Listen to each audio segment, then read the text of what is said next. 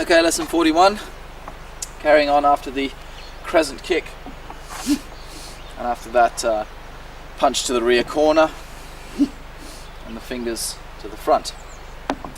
Okay, so remember the waist here, the stance is to the front, so make sure your right foot does place directly forward, and your left foot is out to the side, to the corner, but your shoulders are twisted like that. So obviously, as I said before, I'm not like this because then I'm not going to have power and structure in my right arm. I'm opening my shoulders, so my hips are kind of just a little bit squeezed past the front, but not by much. They're pretty much just facing to the front, and my shoulders twist that extra bit to pump into that movement there. Okay, from here we're going to go into this next move and then into a repeat. So we go like this.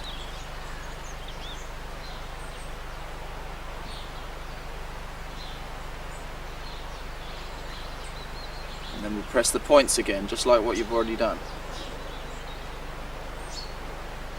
Down the heart meridian. But now here we go into a completely new move. Like that. So the first movement's quite easy. All you're going to do literally is do a weighted turn on your right heel, 45 degrees to the right, take a step through, just for a normal bow stance, and then bring the weight forward. Just a standard step through. Okay, what you're going to do with your hands from here, probably best if I do it facing this way so you can see the circle that the arm does. Okay, you literally just bring your right hand over your head like that, and bring your left hand to it. So that happens as I turn the foot out. So we get one. See how I'm just hitting just on the thickest part of my forearm, on the back of the forearm there. Like when we do these lower blocks before the kicks that we did in the second third, the same area of the arm, only this time that's the flat part of the hand hitting the arm like that, as opposed to being up like that. So you're slapping the arm like that, around about colon 10 area. Okay, so you're just hitting your palm, bang, and there should be a bump, like these ones that we do. You should hear the bump. So, there's your Fa Jing movement there. You take the offload of that,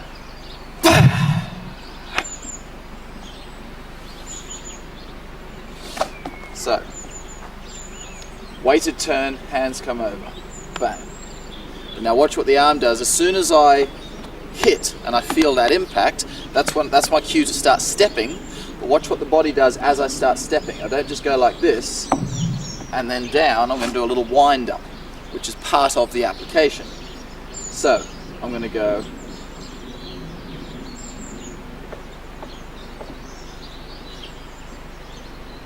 see that? So it's from there, it's a backward circle and then down, like I'm going this way with my arm.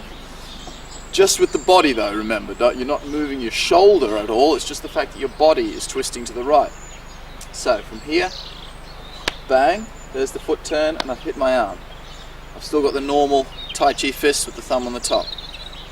Now as I step through, see naturally, if I start to step, I naturally want to turn this way and then back to the front. That's just how the stepping naturally works. So as I take the step, my body's turning slightly to my right, and then just as it's going forward, the arm starts to drop just a little bit, rather than it just being 1, 2. So that's coming back on the same plane, so you've got a sharp edge there. We want to curve off the edge and back down into the punch.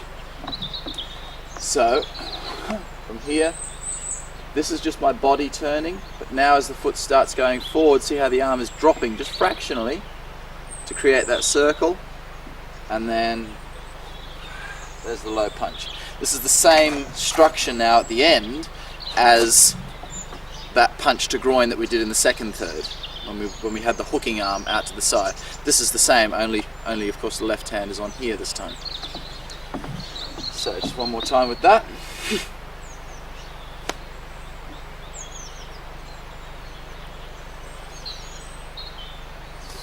Okay, so the hips are on the front, like that. Okay, from here we're going to go into the sequence of movements called bending backwards. this is where we get the snake creeps down movements on the opposite side in the left leg. So it's a very difficult set of movements, in particular for the lower legs. So what we need to do is, all you have to remember with these movements is the body work, the structure of the postures are the same as what you did in snake creeps down. Remember when we came to here and we did that set of movements. So that structure in the legs is the same as what we're going to do for this set of movements. So again, there's no need for me to teach you about the alignment and all of that, because you should already know that from the previous posture. Okay, so what we need to do is, from this move, oh, we're facing this way, keep in mind. So we're facing down to the east with this lower punch.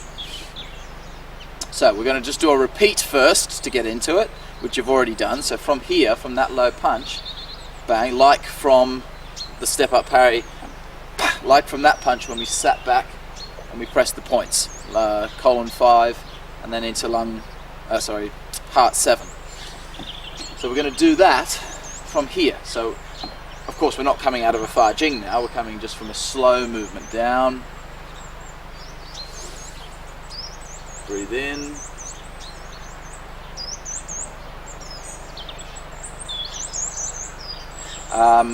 The last section, I did the breathing for the kick, and then obviously that's an out breath, so you breathe in here, and then breathe out on the punch.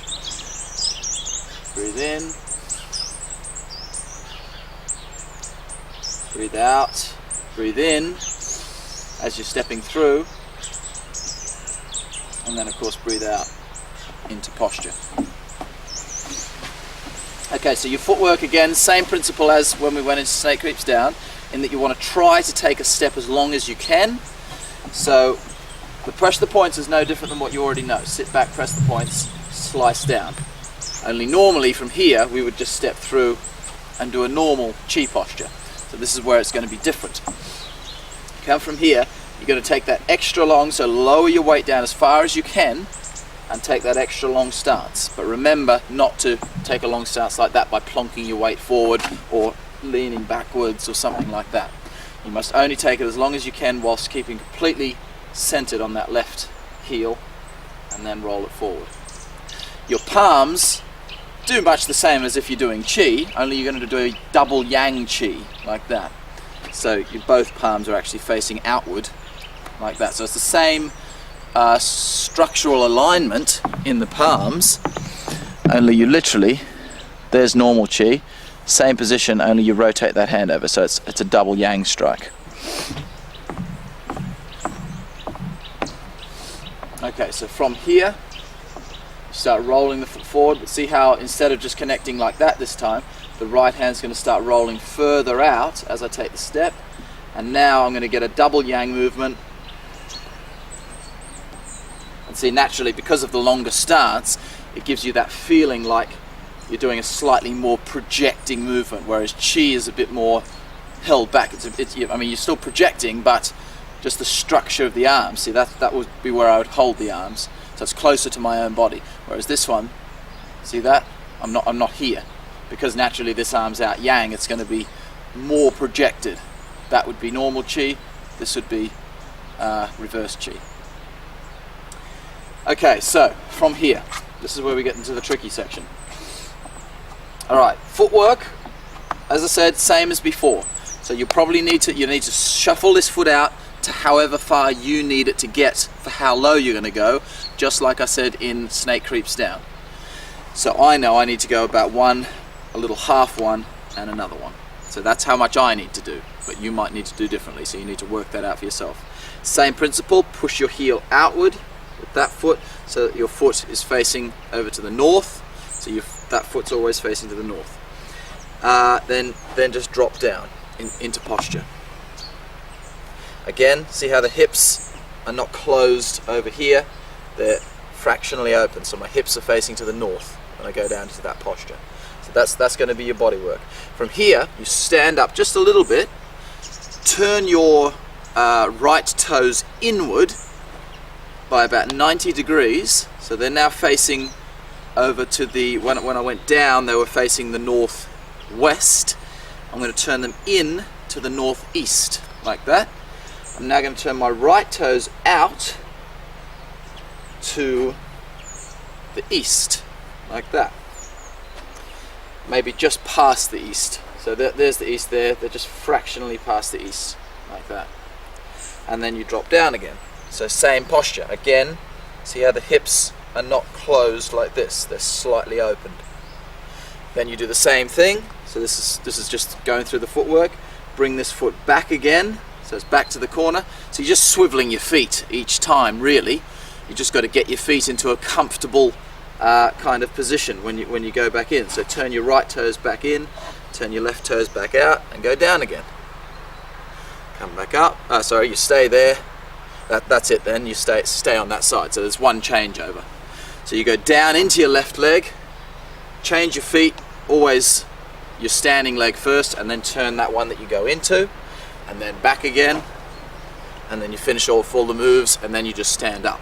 Standing up is the same as what we did before, a little bit different with the front foot. This time you turn your rear foot in as far as you can, just like before, but this time instead of swiveling on the toe, because we're not going forward this time, we're going out here to the south. So this time you're actually going to swivel on the heel of the right foot, but turn it all the way out to the south, and then step up. And just stomp down into a slightly wider than shoulder width stance. Okay, so you know the footwork for that. Now I'm going to teach you the hands. Now when you're learning the hands, just learn the hands first and then put them back in with the low postures, so you're not having to think about, oh, my legs are hurting, whilst you're trying to get your hand postures right. Okay, so there's your first starting position, like that. So just do it in an upright stance, so you're not having to worry about stress on your legs, because then it'll take away from the learning of the arms. All you're going to do with your hands is this. As you do, turn your foot out. That's going to be your hand posture. You literally, left hand will just make a fist and turn towards you like that, and it just moves with your center. See how it's turning with my body? The wrist is in my center like that, and the elbow is fairly dropped. Don't have your elbow up like this. It's a slight angle on it, of course, it's not vertical, but it's just like that. So that's going to be my posturing. My right arm, very simple, just make a fist and put the fist like that, like you're punching yourself in the hip. Just like that. That's your posture. So from here we get 1, 2. But see how again my intent is back here, back to the front. So see if I do it properly, like this. See that? I'm not like this, facing this way. I'm turned in. So again, I'm opening the hips slightly, and my shoulders are squeezing in. So my intent is on the east when I do that movement. My eyes are looking to the east. That's where the application is happening. Keep in mind, as I said before, low movements like this have no martial purpose whatsoever. They are purely for the health side of the art, to stretch your legs out and build power in your legs. By doing these exercises, you're building that power in your legs for kicking methods and just for general grounding, so you're strengthening yourself up. In application, you would do any of these postures, but just in a more upright sort of position. So the hand movements are still applications, but the leg work you would not go down that low in a martial sense. Okay, so that first one more time. 2 fists. Left one just travels with your body, right one comes to the hip. But most importantly is you turn to the, you don't turn to the east, but your intent is on the east. So if I turn the camera to make it my east, don't just go like that. You've got to turn like, because obviously I am turning to that direction to start, I'm turning to my left, but now watch. See, just at the end I sort of twist back, just a fraction, like that. So now I'm looking back to the camera. Okay, now with your first changeover, so we've done that one, we're now going to do 1, 2. So we're going to do the second changeover into the right leg. Okay, as we do that, you're going to do this.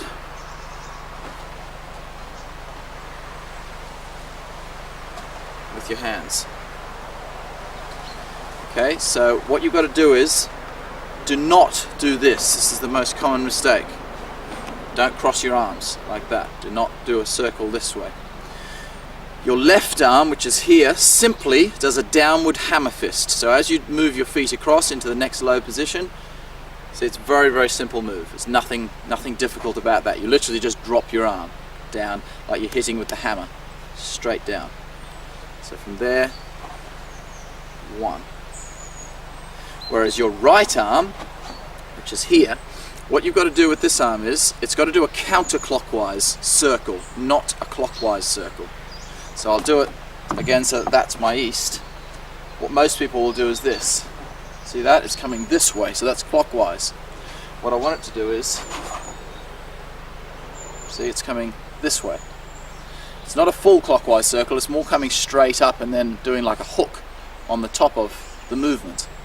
So all you got to think with this hand is, as you transfer the weight across, what I'm going to do is, I'm going to lift my right hammer fist like that, directly on the east as I switch my feet across. So as I'm doing my little foot change, see the left hand, as I said, is very simple. It just drops down in conjunction with this next move. But see how I'm raising the palm up straight up on the east, like as if I'm doing that, striking straight up to the east.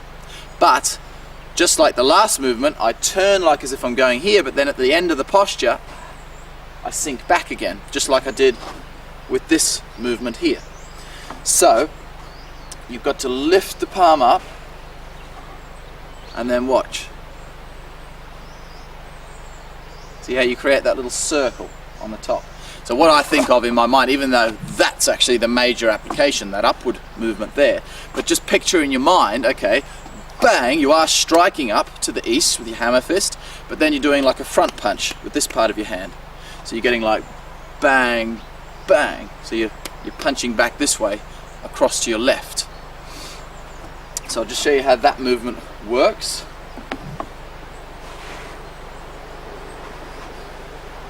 One. See, intent now is on the east. Stand up just a little bit, turn your left toes in as your hands start to move. Turn your right toes out. See, there's the movement on the east. And now as I sink into posture, my hips and shoulders will turn back to the northwest.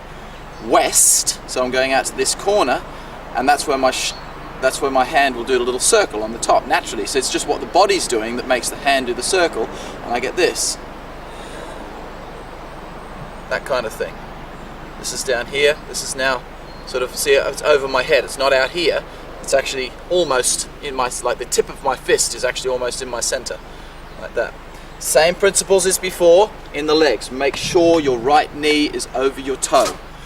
This movement in particular is very common. If you watch my right knee, so many people will make this mistake.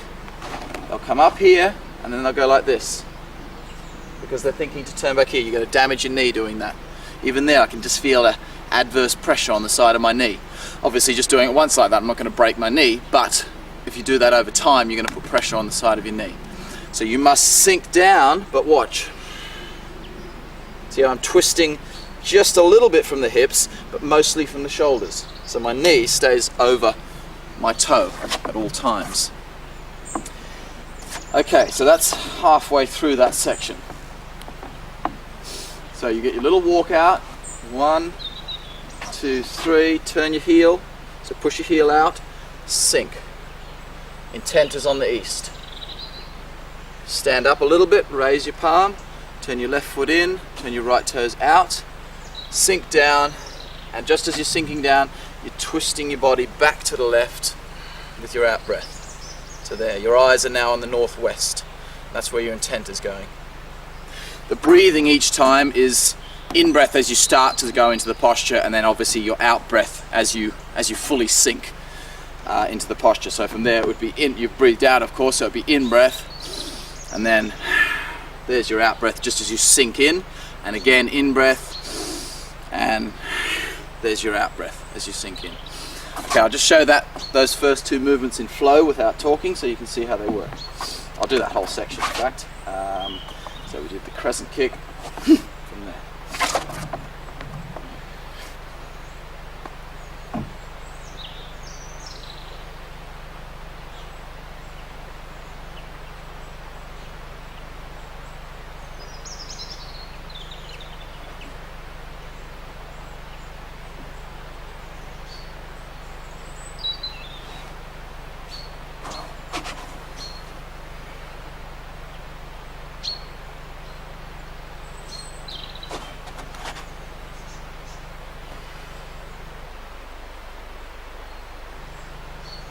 Okay, so that's the first two movements of that. We'll carry on with the final postures in lesson 42.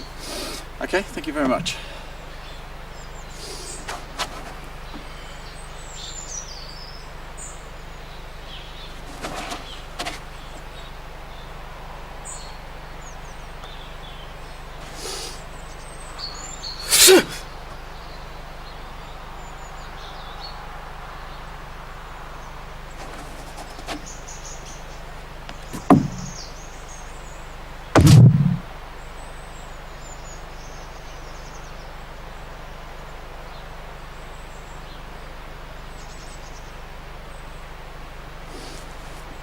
Okay, so that's the whole low sequence. We'll carry on into those next movements now. This is lesson 42. Okay, so we're down in that low posture. We've just done 1, 2. Transfer your legs across again. 1, 2, like that. Now what you're going to do this time is you're going to cross your arms, so literally do clockwise circles with both arms. Just start them circling as you start to turn your feet. Just start your hands circling over. When your feet are finished, so as your feet have adjusted, that's when your palms should stop like that. So they should meet in the middle, kind of thing. So don't go like, and then your feet are still moving or something like that. You got to time it so that 1, 2. See, as the left foot stops, the hand hits your arm. That's what we're aiming for. My body is turning, so as I said, my intent here is over here. So my center's pretty much staying where it is there for that one. Don't worry too much about where your body's turning, just get your arms moving. Bang. But now what you're going to do from here is, as you now fully sink into the posture, you're going to do a Fa Jing movement, as you saw me do just before. So you've crossed your arms, you're now going to do 2 hammer fists outward, like that. Just simply open your arms, that's all you've got to think of. You open your arms and you turn your center this time towards the northwest.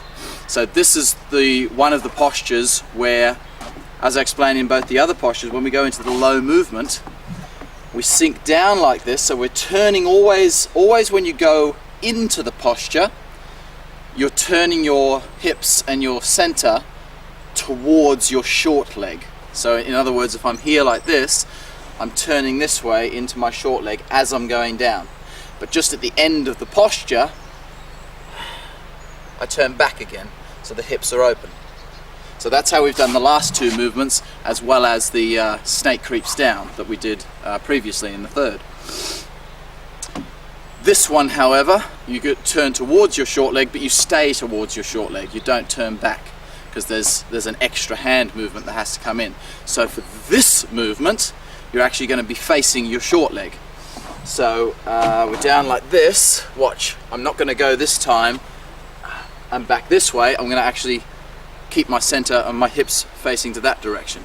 So we go from here over, and see, there's the feet are turned now as I sink into posture, like that.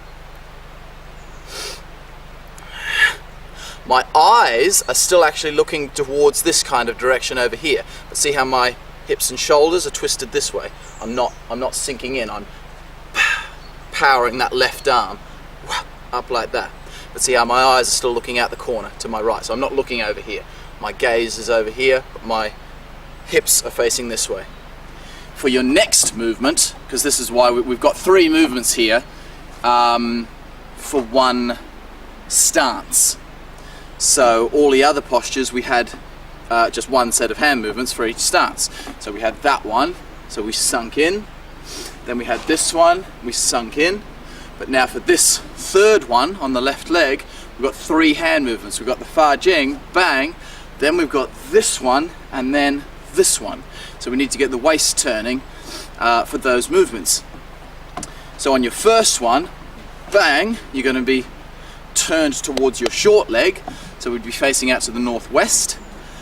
Then as we do the next one, see, I'm going to squeeze the hips again. They'll only move just a fraction. They're not going to move much because of the position your legs are in. You can't turn your hips all the way to the front. I mean, by all means, you might have very, very flexible inner thighs here and hips and everything. You might be more flexible than me, in which case I always say just turn your hips as far to this direction as you can, but without letting your knee, as soon as your knee starts to come over like that, that's as far as you can go. So I know I can twist, twist, twist, but there's the stretch, so if I turn any more, my knee's going to come with me.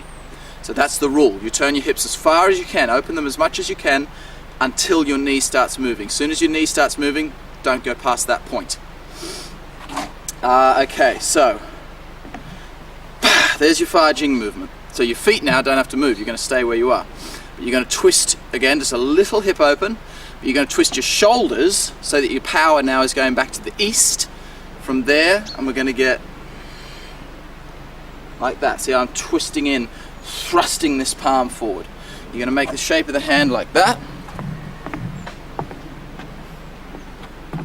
See how the left, so just a normal open palm like you've done.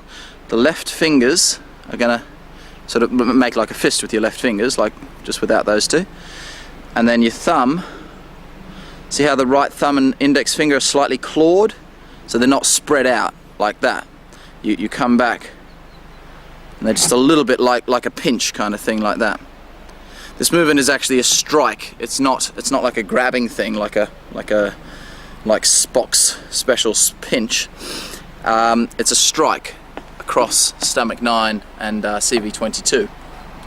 So it's like that. It's a very powerful strike, like that, with the tip of the thumb and the index finger. So that's the shape you're going to make in your left palm, whilst your right fist simply comes underneath your arm. That's simple. It just comes from there, just travels back under your arm. What you're doing there is grabbing something and pulling him onto it as you do your strike.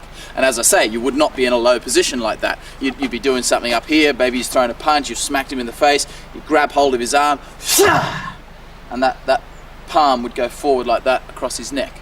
So that's how it would actually work. We're just doing the low work for the strengthening of your body. So that's that one there. 1, 2, like that. Okay, from there you simply go back to where you were. So we started here, turned this way with the hands open. You're going to come back to this exact posture, only this time your palms will be open. So you've got closed fists in this posture. Open the left palm into that position I just showed you as you squeeze into the front. So we're turning to the east. Now you just literally go back to where you were, but open both of your palms this time.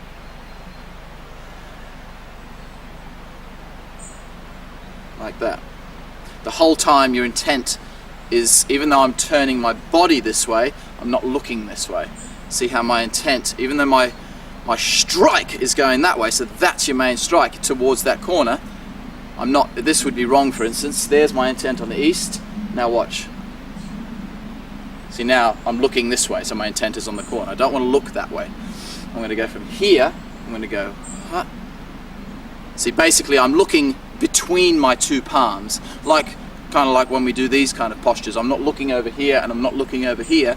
I'm just looking peripherally out of both my arms, so I can see here, see my both hands. Same thing with this. My eyes are actually looking out here to the northeast, so that I can see both my hands. If I look to the east, I can't see my left. If I look to the northeast, I can't see my right. So look in between, and then you can see both your palms. Okay, coming up out of that posture, so we've opened to there. As I showed you the footwork, turn your left toes in as far as they'll go, and then turn your right toes on the heel all the way out to the south, like that.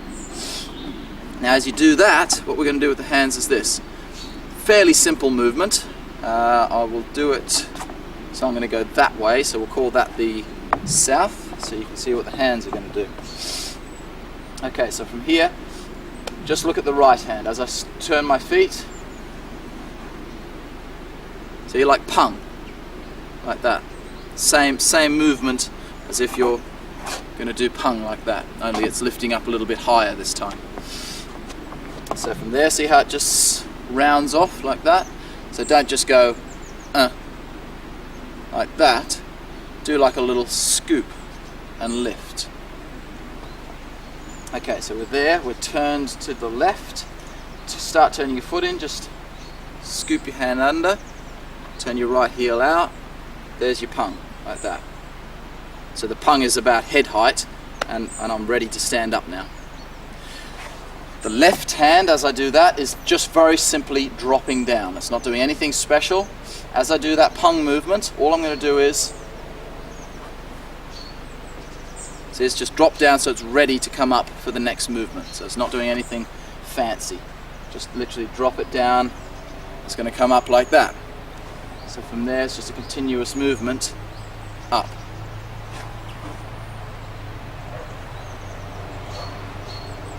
See how my weight's being transferred into my right leg, of course. I'm not going like this and staying back here. As soon as I start moving, I'm pushing my weight into my right leg. So there's the pung, and now this hand's ready to come up. We're now going to do a posture called pigeon flies to heaven. Most classically known actually in Bagua, but it is also in Tai Chi as well. So as we stand up, the left hand and left foot are going to work together. So this hand, where was this hand coming? It's coming up like that. Just continues up, and your eyes watch your palm go up. Like that. So I'm just looking, I'm gazing slightly up at it. Lift your knee with the palm. 1. See what the palms are doing from that pung position. Watch what the hands do. There's my pung. The left hand's going to come through and hit just here on the base of the palm. And see how it turns it over. What? Like that. So we're going to get bump, and see how the left palm just continues up, so that's going to go to pigeon flies to heaven. But watch what the right palm does. Let me get you the right angle here. See, it's just going to slide down the inside of your left forearm, like the fingers are just brushing down the inside of the forearm. But now watch as it comes off. See how it comes to a cradling position like that. So don't drop it down and leave it palm down. It is palm down as it's coming down the arm, but just at the end, see, it just rolls over. So that's going to be your finished posture, like that, as you're in the upper position. So as I stand up, that's what the right hand's going to do. I'll do it this way maybe. So there's my pung. That's going to hit. See, I don't turn this hand and just lift the hand. It is the left hand that sort of hits it. When it hits it, it rolls over, like I showed before. So, see, there's the arm sliding down the inside of the arm. What? So that's your posture. Notice how I've stood up on my left leg. I'm not crouched down. I'm actually standing up straight, like same principle as when we were doing the kicks. So don't lock your knee out. Just keep it in a straight position just before you lock. And that palm will come up there, cascading down. 1. Like that. Now you're going to just drop your feet. See that? So it's not like don't slam the ground with your foot. You're literally just dropping your body weight. So you've just come up like that. There's a little stomp, small little stomp, to about a 1.5 shoulder width stance. See that? So it's a slightly wider stance, not really wide, out like this. And you are falling into it in this case. Kind of like a bigger version of when we did this posture. We came up and then we fell back into that right foot. Same principle here, only it's coming from a larger height and a bigger stance. So you come up like that, you're going to start, just send your weight over this way. And see how my right leg, of course, it'll squat down. So really both legs are squatting into the ground, only this one is just bending, whereas this one is obviously properly falling into the position. So we've come like that, and on your out breath. Okay, your hands, very simple. From there, you literally just drop your left palm. See how my right palm is cradled so that the palm, when my left palm hits it, like that, that's going to be right on my dantian. So So here's my belly button, about here, about 4 sun, about 4 inches down from my belly button is where my dantian would be situated, in the center of my body. So that's your energy storage point, if you don't know. So that's basically where we imagine all the energy coming from. That's where we imagine all the movement coming from, whether it be chi energy or just physical movement. This is the area, that's the area that reacts. It's also the area that you feel something. If you're shocked, that's the area that you'll feel at first. So yeah, whether it be physical or talking about energy, this is where our energy comes from. The chi that flows through the body, that's where it's stored. But also just physically, that's the area where the group of muscles are, and that's always the first thing that happens. I never think, oh, fist moves first or shoulder moves first. Always I feel this area around here contract and move, and then everything follows that. So that's what that area is. It's a very important part of the body. So you must cradle the palm in a position, so don't cradle it too high. Now I'm going to hit myself in the upper belly.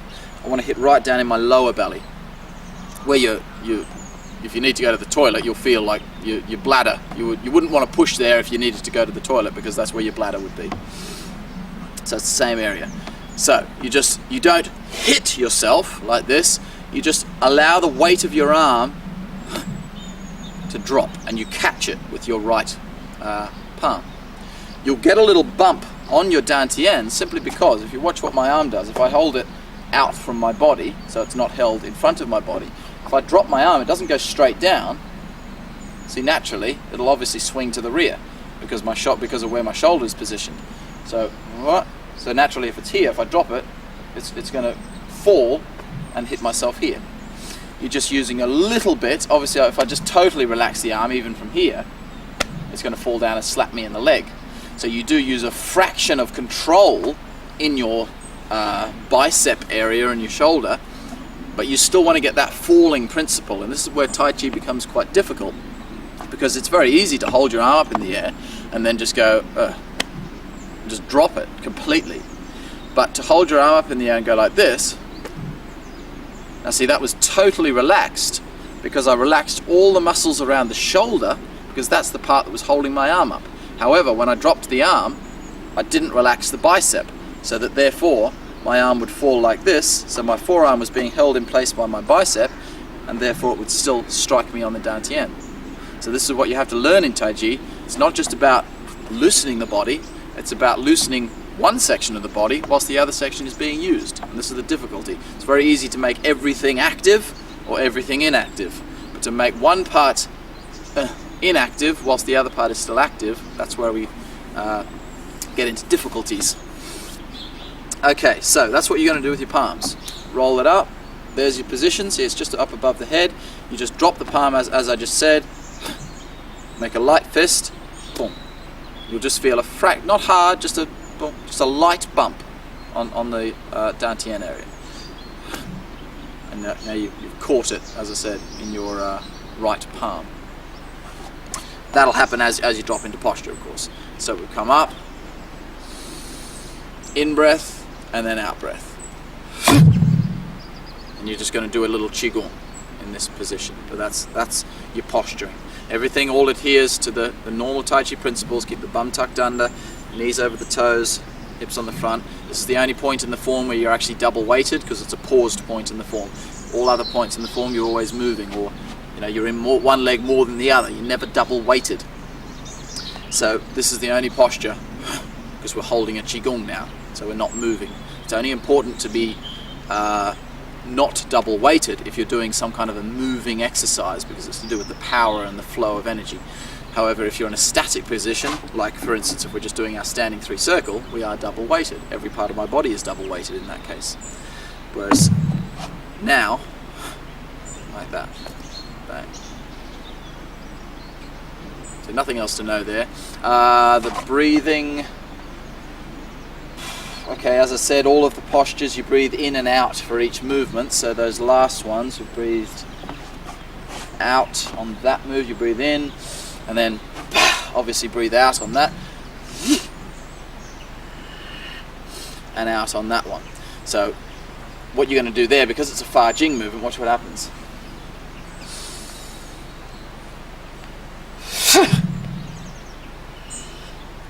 Now what I did there was, I'm doing an out breath there as well.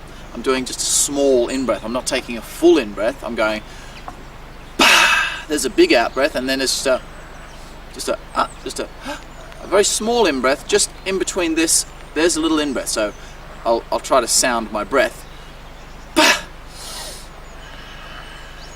Then you're breathing out. So it's only just a little inhalation, and then breathing out.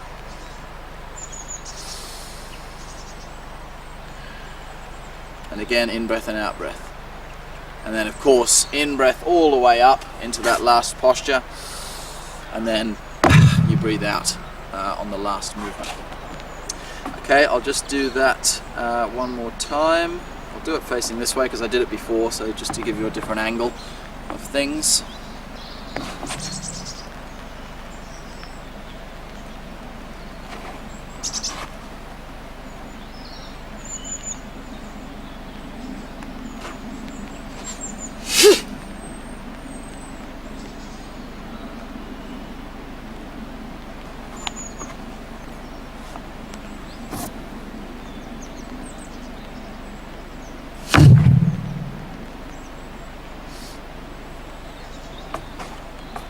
Okay, that's the end of lesson 42. Thank you. Okay, lesson 44, taking it from this Qigong posture. Okay, once you've come up out of all those low postures, you come up to pigeon flies to heaven, you come down. You just do a little Qigong, massaging your dantian. So what you got to do is, just in that posture that you're in, your dantian is about 3 inches below your navel, about there, in the center of your body. So you're just going to press in with your this little knuckle here. That's going to be pressing like that into your dantian. So if that's my belly, it's going to be pushing like that with your little finger knuckle.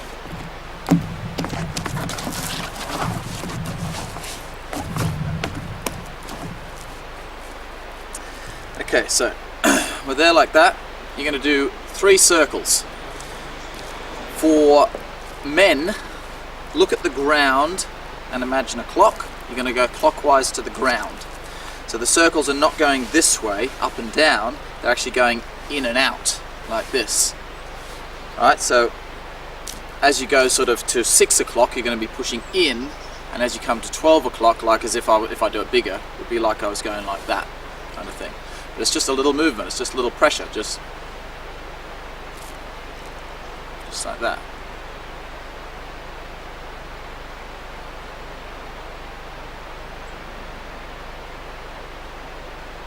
That's it. So 3 circles. So you're starting at 12 o'clock.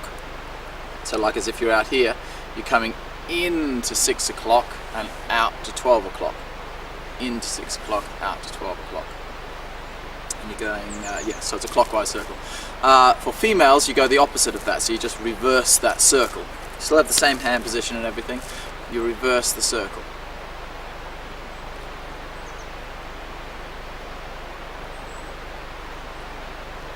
You go that way.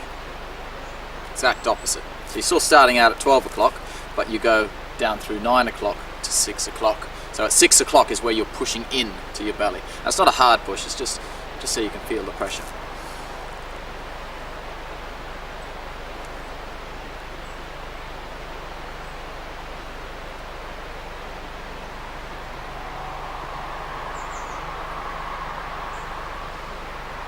You breathe in and breathe out as you squeeze in. So you breathe out, squeeze in, breathe out. So basically breathe in at 12 o'clock, breathe out at 6 o'clock, in, out, in. So you've finished your full circle. You've done 1 in circle, breathing out, and then just take an in breath, like that. Okay, remember you've got a slightly wider than shoulder width, so there's my shoulder width starts. It's a little bit wider than shoulder width. Everything else is just your natural Qigong-like stance. So your bum is tucked under. We've already gone over these principles. Bum's tucked under, knees in line with toes, chin tucked in. Everything nice and straight and upright. And Just keep it totally loose and relaxed. So it's just a paused moment in the form. And your feet, yeah, your weight is 50-50 in both feet. Okay, next set of movements now, coming out of that. Looks like this.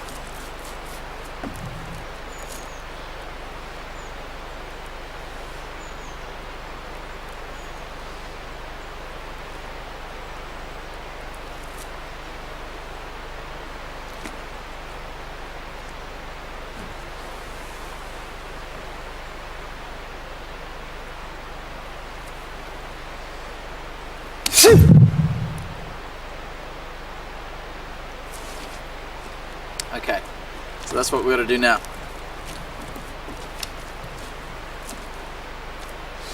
So from here, you're just going to sink your weight into your left leg and turn to the right hand corner. So keep in mind this whole section would be done facing to the south. So we would have come up out of those low movements. You'd be facing this way to the south.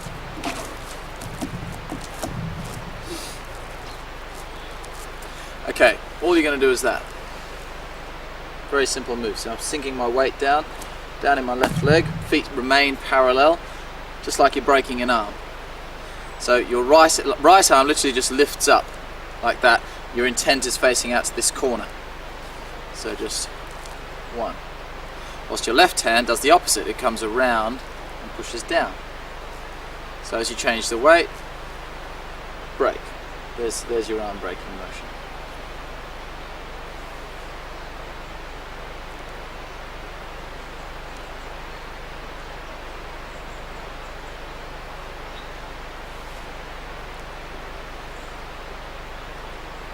You now change your weight back to 50-50 and cross your wrists like that. Forearms across, the right hand is on the outside. Very simple. Now you're going to turn your waist to the right and sink your weight down into your right leg and turn your foot out. Like that. So I'm now, right foot's facing out to the southwest corner. I'm opening my palm. See how my body is turning with the right palm. So this palm is staying in my center, the left palm is coming down. Like that. So you get a continued motion.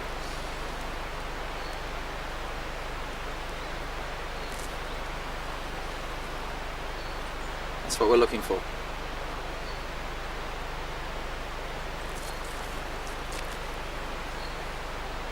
Breathe in.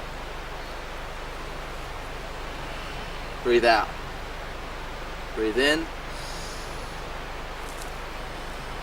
Breathe out. See how it's a continuous weight shift from here. That's just sit back. That's quite simple. But watch what happens here. 1, 2. See?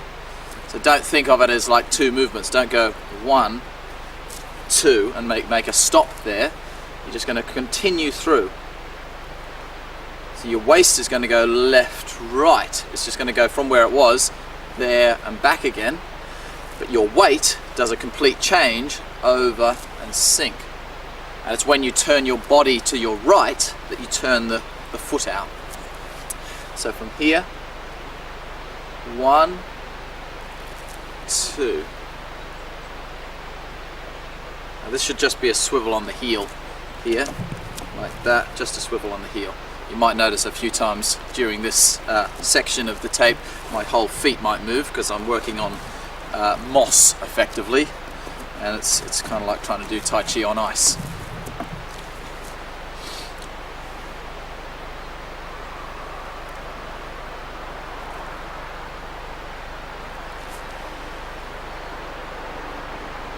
Okay, so your weight's about 70% now down in the right leg. You've opened your palms out. Okay, this is what your hands are going to do.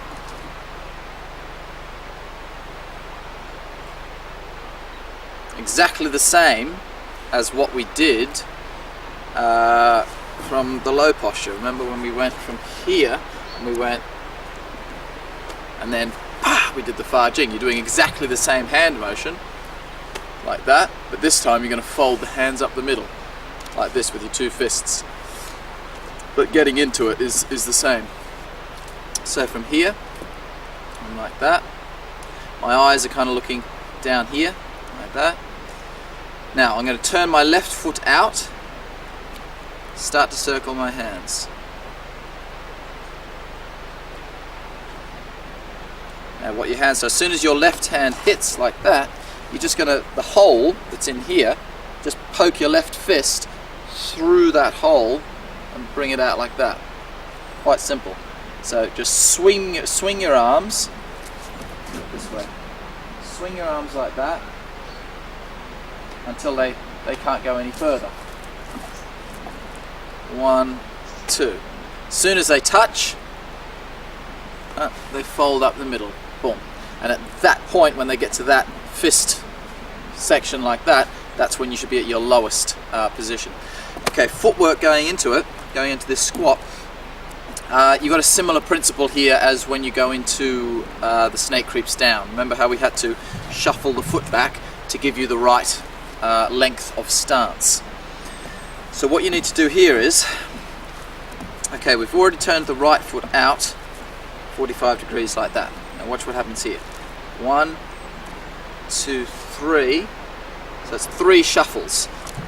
It should be the same for everyone, this one, because you should have been able to, there's no reason why you couldn't get this stance to begin with. But remember, in single whip, depending on how long you took this first step, because remember I said you take it as long as you can, so if you're not able to take it as long as what I can take, you would have to shuffle your foot further to get the full length of stance. So that's something you got to work on yourself.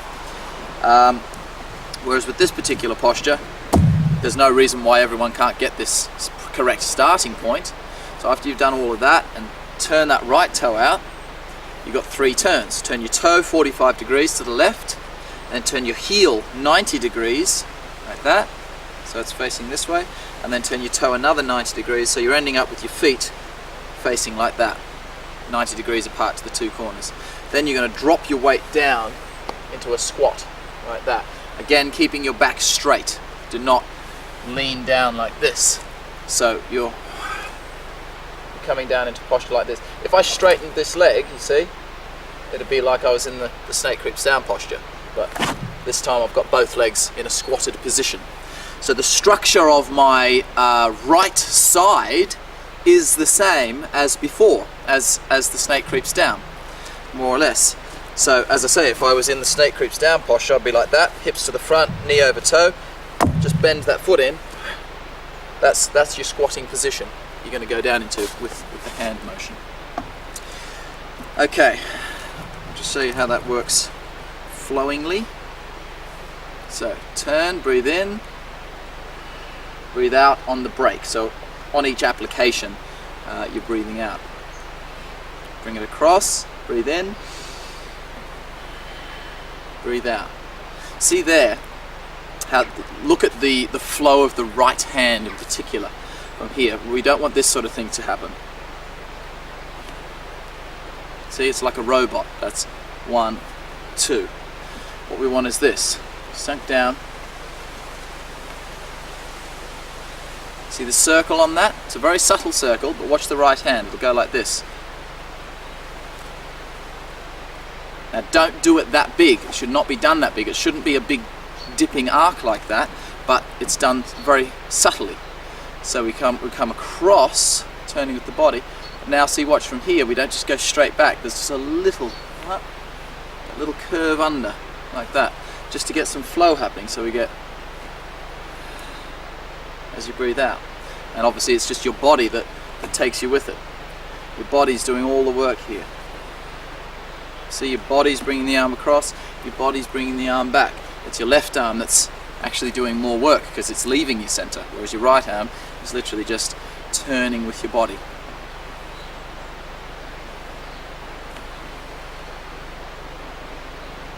So, timing wise, you've got to do that as you shuffle your foot. Okay, so what we've got to do is this, from here, 1, 2, 3, touch. So at the point of touch, this foot should be finished its shuffling, and my weight has gone a little bit into that left leg. So I'm there, 1, 2, 3. Now as I do this movement with my hands, I sink back into my right leg and drop down. My intent is here, which will be that way, because that's the way we should have done this. Remember, we're facing to the south when we start. So the whole section.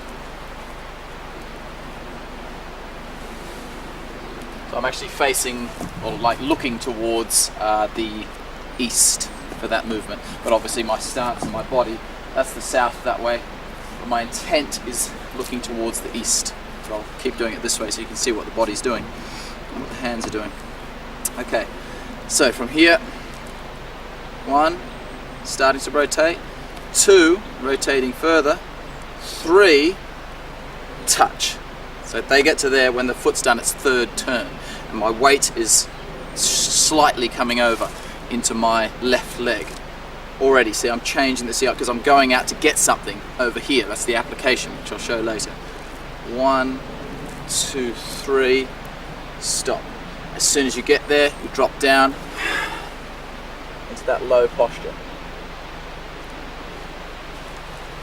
Remember to keep this right knee in line with your toe. It's a common thing with this one in particular to allow this to happen. See, now my knee's off my toe. I need that to be open. I'm not getting the right stretches by letting that happen. I'm not stretching out my quad in here. But the main thing is I'm going to damage my knee by having it hanging in like that, putting tension on the side of your knee. You must keep your knee over your toe. Okay, so just showing that how it actually works without talking about it.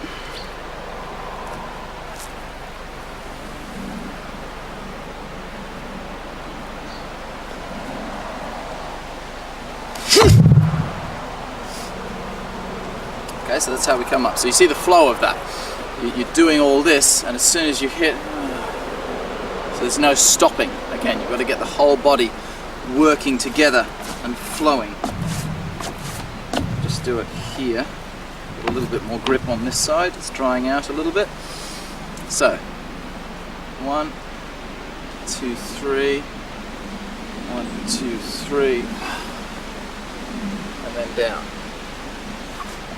So you're turning your body to your left here, like that. I'm turning this way. Now I'm going to turn back to my right and down. But just make sure you see you're in this way. You're twisting your body in. So you're looking to that direction as you go down. That's the most important thing. See, dropping down. Like as if you're sort of trying to put these elbows below your knees. But don't go this low, because see, now I'm going to lean forward. I want to keep my back more or less upright in that posture. But yeah, gazing to here. As soon as you get to that position, you come straight back up. You don't sort of sit there for any time. As soon as you, it's like you bounce off it kind of thing. So as soon as you must time it so that your fists get to this position at your lowest point, and as soon as you hit that lowest point, you start coming up. And as soon as you start coming up, your hands will go, and they'll come up like that. So we get this kind of thing, going down, see the rear foot just drags as far as it'll come around. So the hands from there, as soon as they get to that, see, they just continue upwards. So there's no stop there at all. They just da-da-da-da-da, continue up, coming open. Kind of like the same kind of deal as when we've done the kicks sort of thing. Coming over, but this time they're going to pull, see the palms are flat. So we're not doing one of these pullovers like that, like in the first third, where we scoop the hands. The hands are staying flat this time, like that. And then into the two punches. So, what we're going to do is this. Come forward, like that. See, the palms are down. And you've dragged that rear foot, so you push straight into your left leg, because you're over in your right leg, you push straight up, like you're barging into something here, like that. And as you do that, your rear toes will come around. Now watch, I'm going to load my body back, just pull the arms in slightly, see the hands go yin like you're grabbing something, little rock back onto your rear foot, and now you push back into your front foot and do two punches, like that. This one's going to the rear corner. This one's going straight to the front. So that would be the east and the southwest. This again will be facing this way. I'll turn back around to the right direction after this movement.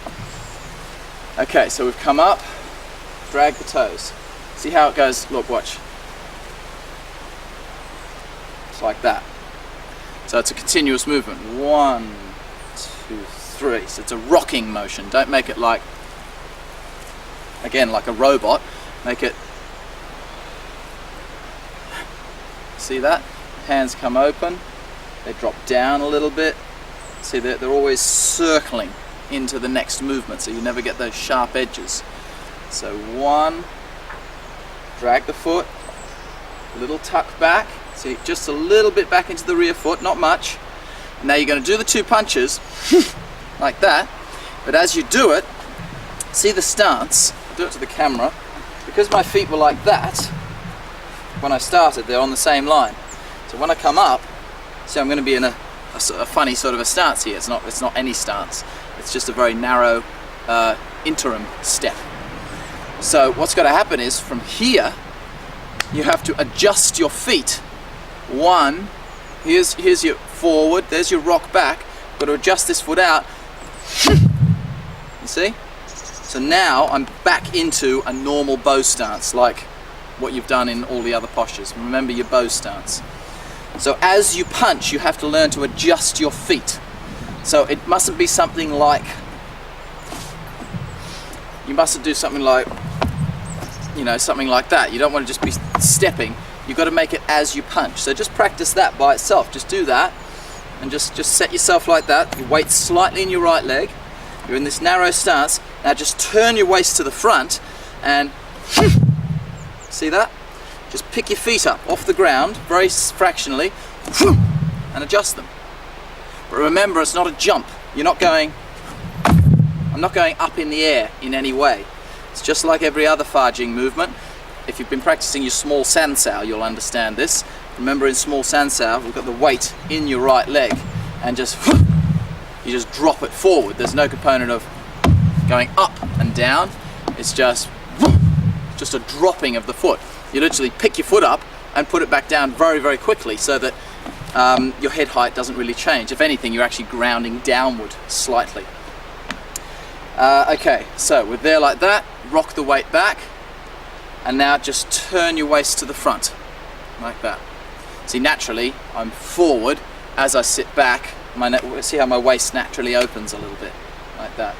So I'm forward to the front, turning, sit back, and like that. Now that time I jumped because I'm trying to do it slowly for you.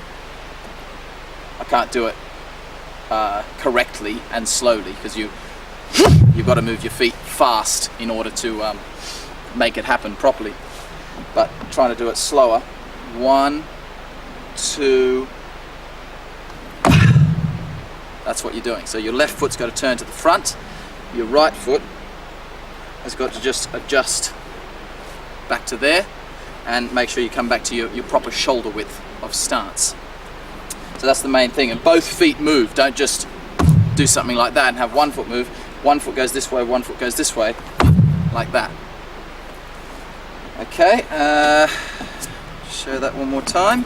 So you're down, coming up, drag the toe, little rock back, like that. And remember, and then loosen. So there's no component of staying with fists. You just and loosen them off afterwards.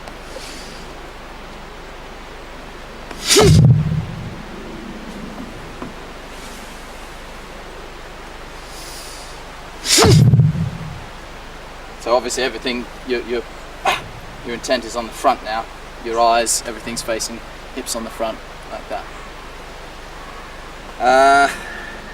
Breathing for that. So we did breathing up until there. You breathe in as you do that, and then breathe out.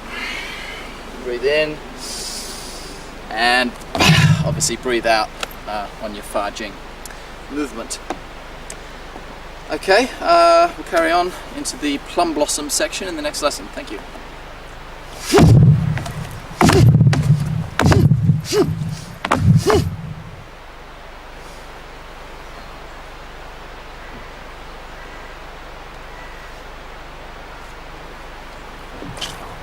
Alright, lesson 45, plum blossoms. Okay, there's the way you're going to do this movement, and there's the way that I do this movement. You mustn't do it the way that I do it until you've learnt the way that you do it. Very, very important, as I keep saying with all the postures in the form, you mustn't try to do it at the advanced levels because you're losing something, you're not learning the base principles. Okay, first movement, the footwork. You come from there, what you got to do is this kind of a movement like this. See that attitude to it, it's like a nice grounding sort of attitude. Now, when I do that same movement myself in my own form, it would look, see, it would look like that. It would have the feet have a smaller frame attitude to them. They're not doing such a big kind of motion. So for myself, the posture would look like that, whereas for a beginner learning, it'll look like that. It's very important to do it like that, because what most people do is they see the way I do it, and then they start doing this. Because they think, oh, I'll do the feet smaller. But now, see, I've got the wrong attitude to the feet. My feet are just doing a switch now. When I do my form, I've still got the same intent as if I'm going like that in my form, but it's just becoming smaller and smaller. So I'm still getting the same grounding training as what you'll get from doing the bigger movement, but it's just becoming more and more internal and less physical with my own form. But yeah, that's the main thing you have to do, is to practice the basics. So I always do it by where, you know, I, for instance, can do this. I can do that without a problem. That's the basic way of doing it. Now, what I'll do in a class situation, I'll see everyone doing it, and everyone will be doing this. That what they think is the advanced way of doing it. And then I'll say, okay, if you're doing it the advanced way, then obviously you should be able to do it the basic way.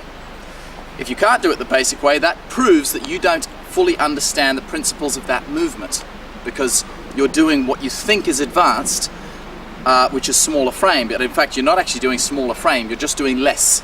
Small frame is not less than large frame, it's just smaller of all the same components. However, what most people do when they do small frame is they just take out components. So that's another way of obviously making it smaller. So yeah, what I'll do in a class situation is I'll get them to do that movement, and I'll say, okay, show me how that movement's done at basic level.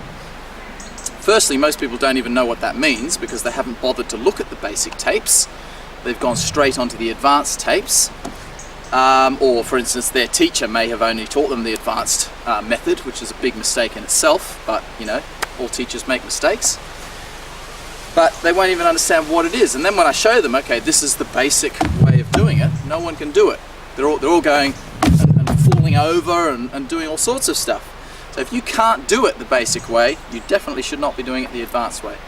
So practice it the way I'm going to teach it on this DVD. Practice it like that. For a good time. Once you feel totally rock solid and totally comfortable with the movements, then you can think about either getting a lesson with myself or another instructor, or purchasing the advanced DVDs, which will obviously teach the advanced footwork. Okay, so back to basics. You're in your front weighted bow stance. We're facing to the east with this set of movements, like that. What you're going to do is this. This is going to happen in a jump, of course. Don't worry about the arms, just worry about the feet for now. Sit back, lift your left foot up off the ground like that, but move it like as if you're kind of stepping over a fence. So imagine there's a little fence in between your legs. So don't just pull it back, you've got to go like that. Now same with this leg, don't go like that. That's a kick forward and a slap down. What I want to do is step it over the fence, like that. So bring it up and down. These movements have come from applications such as these kind of things. Something's coming in at you, you're taking some kind of a block, leaping in the air, and doing a stomping down type of a strike into the knee or into the top of the abdomen, depending on how short the guy is and how tall you are. Which is a nice little application. Those stomping kicks are beautiful little kicks because they're not high kicks. We don't do high kicks in self-defense. But that kind of a movement, that's beautiful as an application to stomp and break someone's knee. However, by doing it like that, because you're executing the kick, you're then not getting the grounding training because your feet are not obviously slapping into the ground. So the form, of course, because it's not just a martial form, it's a health-giving form, we need to get that feeling when we're doing the form. So you're getting that jolt through the body, strengthening the bone density of your entire body. But again, even though we're doing it smaller now to get this, and we're not executing the application, you still have the same intent. So if I were to bring this foot back like this and then just like slip the foot forward in a like a forward kicking motion, I'm not getting that stomping down feel. Plus, I'm not getting as much grounding. So this is what you have to get here. Bring it up like that. So you do it as a jump back like that, push your weight back, pick your foot up. See that? And see how I'm landing slightly side on. I'm not landing in like a full bow stance like this. I'm landing kind of more of a parallel type of a stance. The left foot is kind of facing out here, not right to the corner. It's sort of in between the corner and the cardinal. So there's the which way are we going to be facing? That would be the, if I do it the correct directions, that'd be the north. So my foot's just a bit past the north, and that foot's there like that. So that's how your feet are going to land. Nearly, that would be a parallel stance. So if you look at a parallel stance facing to the corner, see both feet are just fractionally turned out from that parallel position. That's what we're going to be stepping into for this jump. So you're in the front leg. See, you got that nice bear-like attitude, that grounding feeling. Do not do it like this. See, that's landing in my toes. I don't want to land in my toes. I'm not getting anything. There's no point in doing that posture if you land in your toes. Bring it back. You drop into the heel. See? Okay, when you land, you must land again in basic form. You must land in your left leg. So we go from here. See? Even though it happens quickly, you don't get that pause like that when you're doing it properly. However, what happens is you must be able to, is what I'm saying. Then you do the second one. If you're going like this and falling forward, that means your balance is not in the correct place. This is another reason why you must do it basic. So as I say, I'm able to do that without a problem. But everyone else is doing these advanced movements, they can't even do that basic step anymore. So therefore they don't understand the principles. Okay, so bring it back, practice it like this first, and then piece the two movements together to make sure that you understand the movement. So you bring it back, literally do your stepping over the fence with that left leg, but just land on it. Like that. And see, I've just picked this foot up, but I haven't gone forward with it yet. So like that. Now when I place this foot down, I don't want to just place it like that, because then I'm not getting any jolt, you see, that's just my leg landing down. I want body weight to be behind that front leg. So although I land completely composed in my left leg, watch when I put this down. See? Now I've got weight in it. So you land composed in that leg, you don't place this foot empty, you actually kind of almost fall into it a little bit, so you're getting that stomping effect. You're still in the back foot when you land, you're not stomping forward weighted like this, you are still primarily in the back foot. But yeah, you're about 70 to 80% in your left leg. So practice that first, just do that. See? So I know that I've got the balance in the right spot. And then stomp it. It's like you're doing that kind of a motion rather than that, just moving the leg from the hip. It's like take the position and you're getting that, so you body weight's coming in. So you should feel a stomp from both your left and your right feet. Once you can do that comfortably, you feel totally balanced and rock solid in the position, then just take the gap away, take the pause in the middle, away from the posture. So you're getting that kind of thing happening after a while. Alright, so that's your footwork for the first movement. I may as well just teach you all the footwork and then I'll put the hands in. So keep in mind we're going this way. Okay, so 1, 2. Okay, what you're going to do from here is just take a little step across, just a fraction of a step, like that. Just to turn your right foot in to sort of face to the north. 1. Now you're going to do the same thing here, but you've got to do a 360 as you do it. So this is what's got to happen. Like that.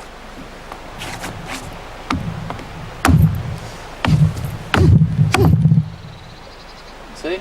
So same principle as before. You try to land on actually one leg, because most people will do this posture and again they'll go and they'll be forward, falling forward. You must be able to do the movement and land on that one leg, even if you're on a slippery surface. It's starting to dry out a little bit now, so it's getting a bit easier. So turn that foot in, and then what? Same as before, like as if I'm just doing that, but you've got to get all the way back around to the front. So we're here, like that. That's what you're trying to aim for, is to actually be able to land in your left leg with exactly the same feeling of groundingness as if you were just doing that very first one. Okay, so 1, 2, 3. Turn it in as you bring the weight into it. And then stomp that down. And again, same principle, start putting your right foot down a little bit sooner once you're comfortable with that. So you get that kind of thing. But still, see, I'm grounded in that left leg. I'm not falling forward into my right leg. From that, you're finishing that posture. So the first posture, as I said, see the right foot's ended up slightly further across. If I face the camera, you're starting in a bow stance. Bring this foot back to here, bring this forward, but see it's more in front of that foot. It's not in a bow stance. Once you've done the spin around though, that's landing more like a normal bow stance position. You're going to do a little punch in that position and then just do the exact opposite of the very first one. So you're going to bring the foot back and back to there again. So exactly the same. No differences there. The hands are going to be the same as well. Okay, right, so putting the hands in now. So you've done your double punch coming out of that low movement. So that starts your explosive section, is from that punch. So you would come out and move straight into the next section. Don't have a pause. It's all one nice big explosive section. Okay, what your hands are going to do is, as you do that movement, your hands simply come down the middle like this. Better if I face the camera, I think. Down the middle, jump like that. Just fold them, right hand on top of left, like that. So your hands come down as you sit back, like that. And then as they come up, whoop, see the hands lifting, help your body to lift in the air, you see? Whoop, and your palms will hit with your right foot hitting the ground. So everything stops together. So breathe in, and then the whole movement there is obviously an out breath. Just breathe in there, and then breathe out, sort of as you land into the posture.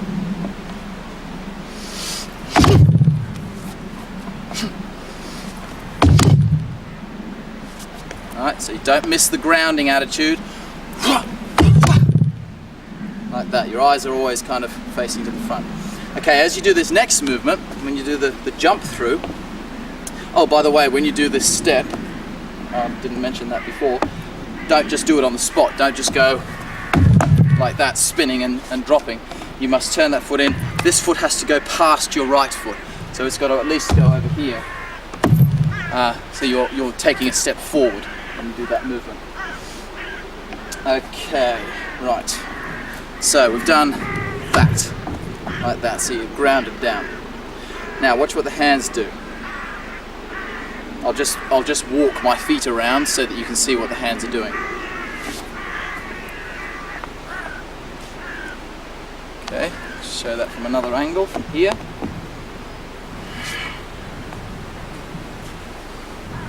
Like that. And maybe from this side. Down there like that. You just, you're in the air, see how both hands come out. Like a big windmill. And down. So they're just crashing down. The left hand's obviously leading the motion. So what we need to get there is, from here, see the left hand's easy, that just cuts straight upward, like that. That's going to help you to spin around, your momentum in the arms. And so the right hand follows. See, because the right hand's facing this way, we don't want it to do that. We want it to sort of trail behind and then flay out this way. So we get, see there's a little dropping of the body as you don't just do that. You've landed like that. As I turn the foot in, see how the body sort of tilts down a bit, like that? The body drops. Boom. And now as I jump, the hands come out, and down to there. Both palms down, weights in the back foot. Same as before, like sort of 80% in your back foot. So I have got a controlling weight in my front foot, but I'm not falling into that front leg. Okay, so from there, that's what we want to try to get.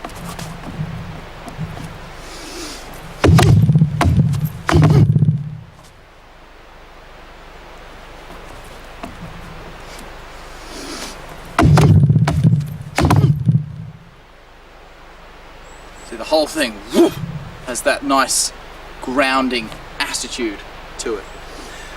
Okay, from there, just one other thing about that spinning move. Try to think about it as, try to get your arms to give you momentum into the spin. So if you can get the spin happening just with your feet, then you shouldn't have any problem adding the arms in, because the arms are actually the thing that cause your body to spin around that much quicker. So try to utilize the momentum of your arms to actually cause your body to spin. So your legs only really have to think about lifting in the air, not so much spinning. They just launch your body, but your arms coming around is what will spin your body. With that jump, the best thing you can do to learn it, obviously just do it without the hands. So you're there like that. Now step in, but watch what I'm going to do. I'm just going to do a 180 to start with. So I'm just going to get, see? So I've just turned out, just anywhere, it doesn't matter what the direction is, you're just doing less of a turn. So you do your first one, boom, boom, turn in, what? So you've gone a little bit further this time, so it's not too difficult for me. Then I do it again, boom, boom. So now I'm getting that little bit further around again. You must make sure that if you do something like this, this is where you know you're going wrong. Say for instance, okay, if I land, see I did like a little twist, if you saw that? So if my foot, for instance, only lands here, facing out to the south, and then I swivel in order to get around, that means I didn't jump far enough. I need to make sure that my left foot, if my left foot lands there, that means my right foot has to land there. That's as far as I got. If you're swiveling to get yourself further around, that means you know you're not jumping far enough. So you've got to,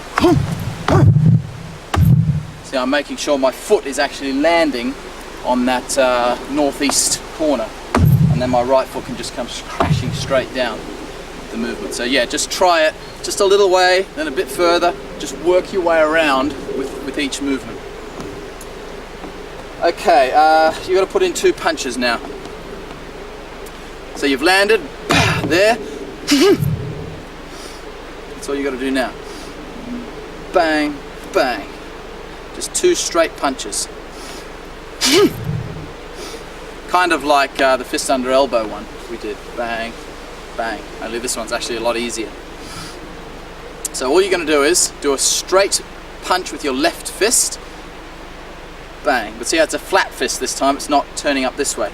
It's coming straight forward like that. You're punching into the throat. So you're drilling it over. Well, your palm's already flat, so it's just like that. So you just twist your waist, bang, to the right. Your right hand slightly turns over, like this. And then your left hand will do the same as you punch forward with your right hand. It's going to rain. Yep. Okay, we have our rain cover over the camera now, so I'll carry on. Alright, so we've landed there. Do 2 punches. 1, 2. See how the left one comes through first as the right hand just turns palm up. Like that. It's like you're pulling it over and grabbing something. You don't actually make a full fist like that, you just turn it over. But see how it has the intent, like as if it's grabbing. It's not just an open palm, it's so like as if you're going into a fist. Just think like you're grabbing a wrist or something. So that's all you're doing there. Bang, and then do the exact opposite. Turn this hand over and punch forward. Just the normal thumb on the top, like the other punches. So there.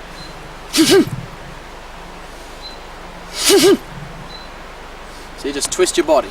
Turn to the right, bang. Turn to the left, bang. But make sure you don't finish there, of course. You center back like everything else. So we go 1, 2, center. And of course you only have the hand like the others. The fist is only there upon contact. So you should never finish with a clenched fist. It should be and it's loose again at the end of the movement. Weight still in the back foot, so we've landed there. I'm still in the back foot, just twist your waist. That's obviously an out breath. So we've landed, breathing again was in breath, out breath, in breath just as you sort of prepare, and then out, you sort of breathe out as you land, and then that's still part of your out breath. So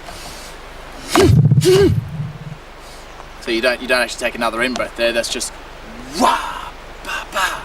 So you continue your out breath and then obviously breathe in and then breathe out again for the last movement, which is exactly the same as the first one. So we've landed, bang, punch, punch. Go into the exact same movement as you just done. Throw your hands down the center, lift in the air, just like before. Fold your arms, no different. So that's going to be in breath, out breath. The only difference is here we finish the movement from here with a downward punch. Still in the back foot, you actually sink your weight into your back foot as you do the punch. So don't go here and then do a forward punch. You drop and you actually sink into your rear leg as you do that punch. Very similar kind of action to when we did... When did we do it? After the crescent kick. Yeah, from there. Very similar application as well. You've got a head there and you're breaking his neck. The only difference is this time we're in the back foot. So he's just giving you a variation of the movement. So we've gone bang, bang, throw it down, lift in the air. There. Now watch, just twist your body. See how the right fist, which is hidden under here, just comes out, bang. You close your fist slightly, it's a drilling fist coming down like that. Left hand just stays on the elbow. Far Jing movement, of course. Left, right, center. Now what you've got to do here is, that Far Jing punch has got to go into the pressing the points that you've already done several times. The Yangshi and Shenmen, the Colon 5 and Heart 7. So, bang bang, whoop. See, just like when we did the build up and we sat back, only you don't have as much forward and backward motion this time because you're already in the back foot. So you see you're going to be, what you've landed there, it's going to be, so you haven't really got far to go. You still sit right back because when I do that punch, see I've still got a little bit of controlling weight in my front leg. So as I do the press the points, you're still sitting back to press the points. You're just not sitting back as far because obviously the last time we were fully in the front leg and then we sat back into the rear leg. So this time you've got more of an upward movement rather than a backward movement because of the weight shifting. But the posturing itself is exactly the same. You come back, you press the points to there. Obviously the feet are in a slightly different position. Before we were in a normal bow stance. This time we're in that sort of side-on posturing. So, what? Like that. Now, you're going to turn the right toes out, exactly the same as before. Slice down, step through, position the palms, and come forward for chi. Like that. Carry on exactly the same as normal, back around to single whip. We do the step through like in the second third. So we come from here, you bring the weight forward, look in the mirror, step through, no difference here.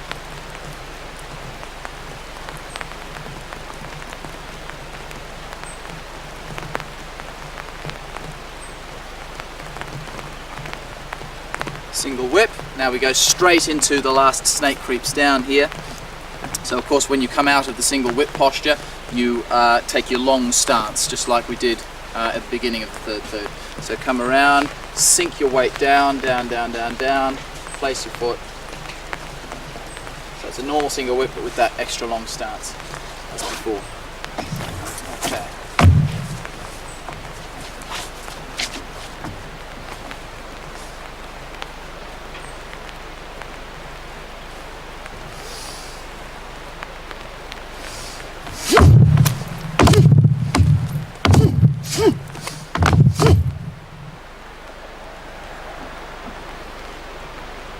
And so on. Okay, we'll carry on into snake creeps down into the next lesson. Thank you.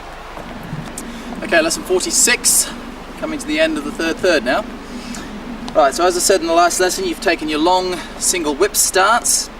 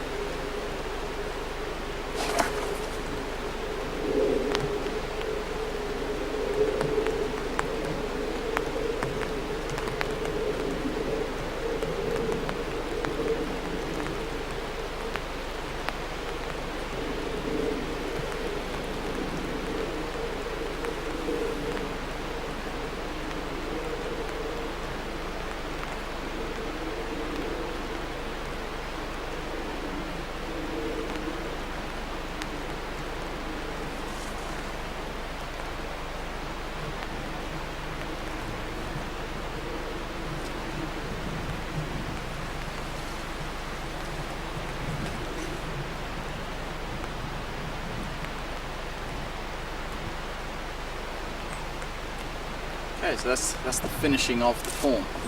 So we should get that done in the next two lessons, I think.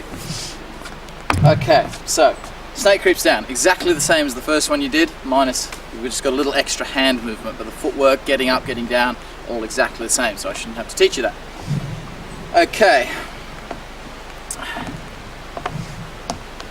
So we're there like that. Okay, the only difference is what your hands do as you go down into it. The final posture is the same. What your hands are going to do is that. There's your single whip position. You're going to bring this hand down like that. It's going to drop in a yang shape, like you're striking down. And then comes up yin in a pung shape. So see, there's the hand there. It's going to come up like that in front of the left palm. Then it's going to come back, and you're going to go like that with both hands, like as if you're grabbing a wrist in your right hand and an elbow in your left hand, which again you'll see in the application section of the lessons. Okay, so we're there like that. You just obviously turn your body to the front. One. See? Now as you turn your foot back, see, I've done my little shuffle to there like that. Now as I drop down, I still maintain this hand positioning, like that. See how my left wrist is more in my center, my right hand is slightly out to the side.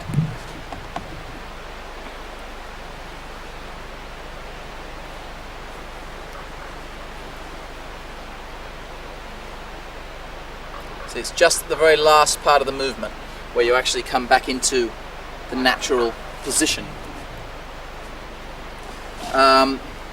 So most of the movement, the whole dropping is like that, like you're taking someone's arm and slamming their face into your knee or something like that.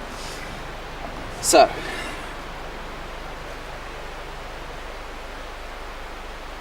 see, as you turn the foot out, there you're attaining the grabbing position. Don't grab with your hands like that, it's just a very soft motion, but there is an intent, like you haven't just got your hands open like as if you're pushing on something, you have got a little bit of a squeezing intent to your fingers. So now you waddle your foot back, 2, 3. Now what, you drop, see how I'm dropping with this position, but my body is turning right out here to the northeast. So as I'm in this position, my body must be moving in this direction, indicating I'm pulling something. When my body starts turning back to the front, turning, see, that's when I engage the next movement, when the hand comes down here and this hand shoots out here like this. So you get 2 turns. See, before we just went like that, so it was more simple. We were more staying to the front. This time you're going to turn out to the rear and then come back on yourself. Come back to the front. This is where a lot of people get snake creeps down so wrong, in that they've seen this movement by where the hand does a circle. But then of course they start doing the normal one, like this as well, which is totally incorrect, because you're blocking a kick there. That's indicating you're blocking the kick and then bringing your hand over here before striking forward. Remember, when we strike, you're going to hit the kick and come straight back in with your strike. You're not going to hang around all day and pull your hand back here. He's just going to throw another kick. Whereas in this instance, we're doing a totally different application. With both hands, the body is turning with the hands. Never should you do, see this, see, that's just the hand moving by itself, coming into the center and back again. This is the body moving the hands, and again the body moving the hands. So you must never do postures where it's just this, because there's never going to be any power in that. Unless you've got arms like this, of course. Sure, you'll get some power, but you know, by the time you're 70, you're not going to have that big muscular physique and strength anymore, so you're not going to be able to defend your family anymore. Hopefully you might have a few young sons by then, but you never know what your luck is. You want to be able to fight in any situation. So, 1. See, just as I'm not quite fully down yet. That's where I'm going to be sort of turned this way. Now just in that last little sink, that's when I bring the hips and the shoulders back this way and come into posture. Just look at the flow of it.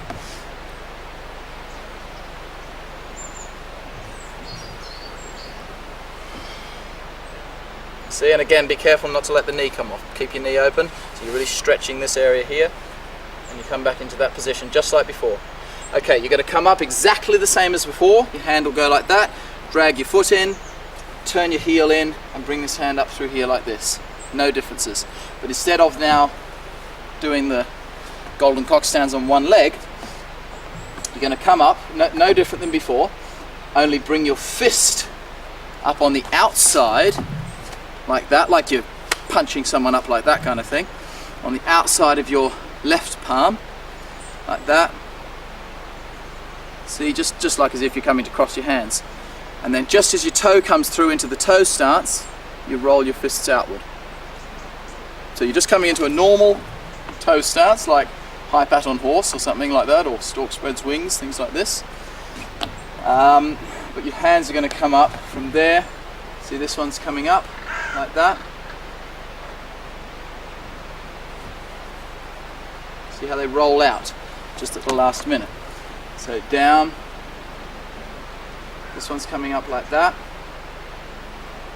Your palms are both kind of facing towards you slightly, just as you're coming up into the last part of the movement.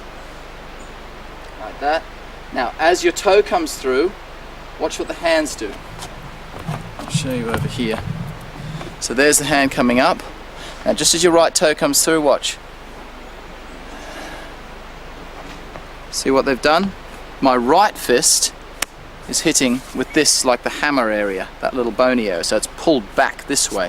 Whereas my left fist is tilted over, like that. Because if you do them both like that, of course, you're not going to make contact. You're trying to hit across the neck, both stomach 9 points, just there, with both fists. So this one's actually hitting that way, whereas the left fist is tilted. So your left fist is actually hitting with these knuckles here, the front parts of the knuckles. The right fist is that way. So see how that's this here and this here is going to be making contact, and that's striking across both sides of someone's neck. Okay, so coming up, see there, they're still more or less facing towards you. Just as the toe goes down, that's where they roll out, indicating that forward strike. Breathing on that's all the same. You breathed out for your single whip, of course. Breathe in and then breathe out into your posture. Then breathe in and breathe out into the strike. Okay, that's called step up to 7 stars. Posture there. Notice that keep your elbows out on this posture, don't let them come in. It's a very nicely balanced position here. Your toe stance, again, has no width, so don't stick it out here. It's just there like that, corner and front, like that. Both your wrists, of course, are crossed, so they're both in your center line. There's no weight whatsoever in that front foot. Okay, carrying on from there.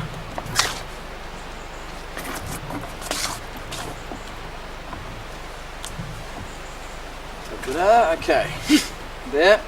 Right, this is a tricky move. We've got to do riding the tiger back to the mountain. So, footwork from here. Your left toes are facing to the southwest corner. You've got to step your right foot to the northeast corner. So your feet are going to be facing 180 degrees to each other. So from here, we do this. 180 degrees, roll into it, and then you're going to sweep your left leg around like that. Now the stance here is a wide toe stance. It's the only time we do a toe stance with a width between your feet. So the way it comes in, it's basically a bow stance, but with your heel up in the air. That's all you've got to think of. So almost like that. So just think, okay, there's my normal toe stance. Push it out to like a shoulder width level, like that. That's what we want, so the heel is still up, sweeping into posture. So that's your footwork. You're already sunk into that left leg, as I said. You're just going to open your hip as far as it'll go. Make sure again that your knee does not come out of alignment with your toe. Keep it over your toe of the left leg. Just open your hips, turn your foot, place. So your foot is facing right out here to the corner. Do not just face it to the front. You must open everything, your hips open, the ankles open, everything's turning that way as far as it'll go. Whilst maintaining your balance, of course. Don't just go something like that. Just falling into it, that's easy. You've got to sink and place. Roll forward. Now when you're fully sunk into that foot, so your foot moves from here, don't drag the toe. You leave your toe out, really getting that nice stretch over the hips, and then let your foot sweep. See, like that.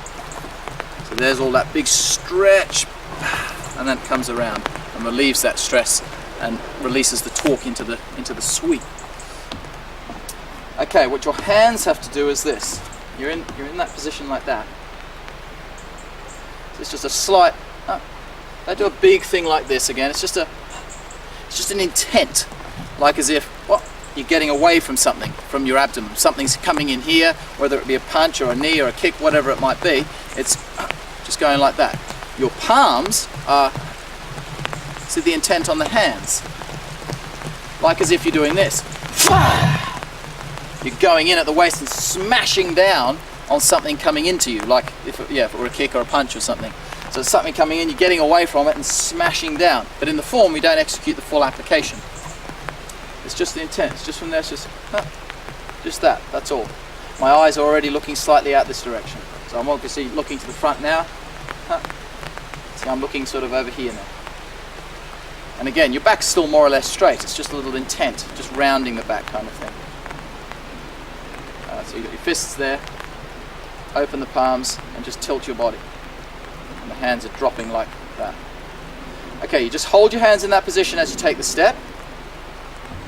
To there. Now as you do the sweep, watch what the hands do.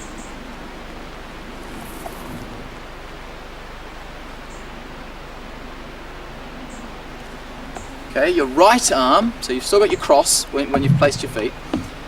Your right arm is going to do this.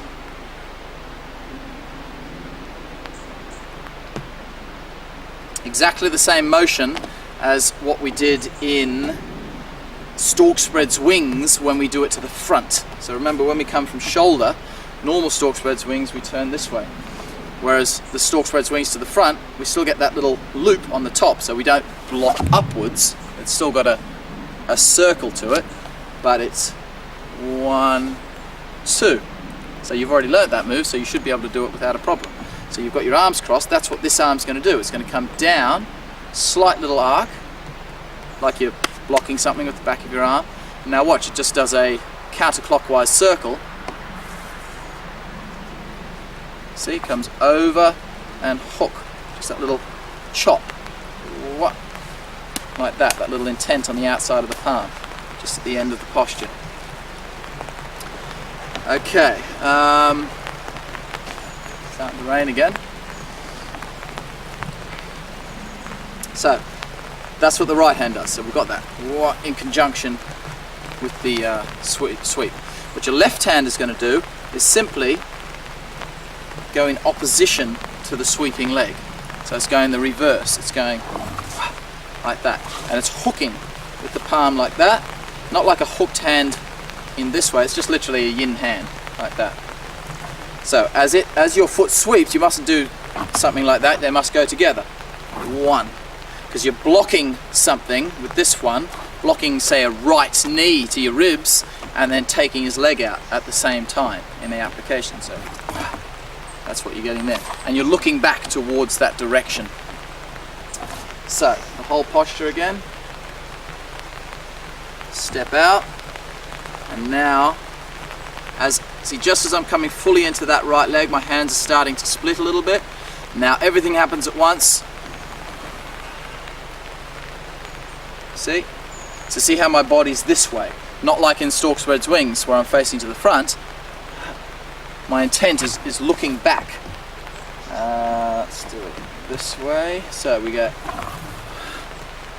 See that?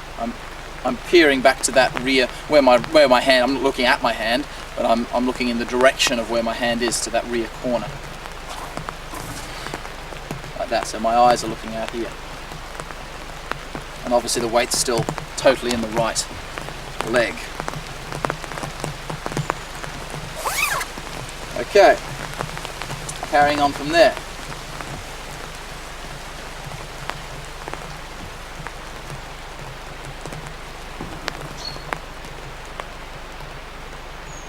Okay, what we're going to do is,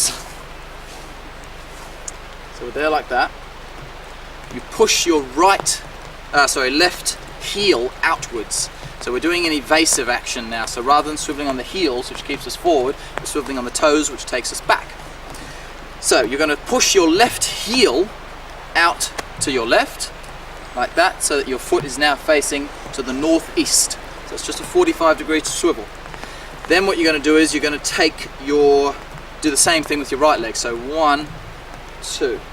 So you've swiveled on the toes of each foot, but not as a double swivel. You push your left foot out first, 1, 2, and then the right foot will drag in. So I'm ending up in a back-sitting bow stance, like that.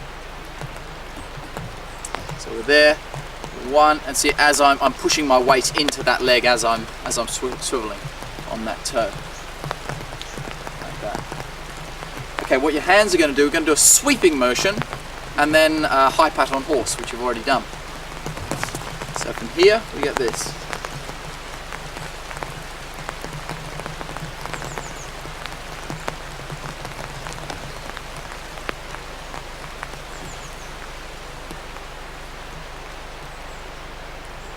Okay, so in conjunction with your feet, doing that swiveling motion, you're there like that, you twist it over here.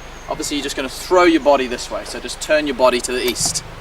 Your right arm, both knife edges of your hands are going to strike, so your right arm stays palm down, so it's striking with the knife edge. Your left palm, of course, has to turn palm up in order for the knife edge to be striking. So we're going to get, as you turn your left foot, wah, the striking point is directly on the east, so that's where your intent, that's where your power is. So, 1, now as I turn the right heel in, 2. Notice how the right, so it's just a sweep, just watch, 1, 2. See how the right hand is going to go, what, and then forward again. So it's sweeped, but as this one comes through, it just continues, the right hand continues to circle backwards, so we end up there.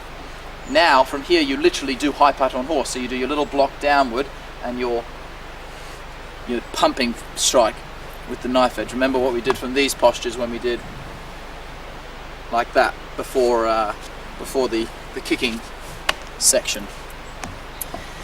Okay, so that's all we've got to do there. Swivel, bang, swivel, bang. And now fully sinks. So I've still got a little controlling influence in that front leg. Now just do the hand movements of high pat on horse as you sit back. You don't attain the toe stance like the last time we did high pat on horse. You just sit in your back sitting bow stance this time. So you just twist your body to the right. 1, 2. So they're just sweeping applications. 1, 2. Now what we're going to do from there is, that's your pumping action. So of course your body's going to be turning to your left to pump that arm out, but like everything else, don't leave your waist open like that. You're going to go and center it back for the last part of the movement. So there. I'll just do that facing this direction.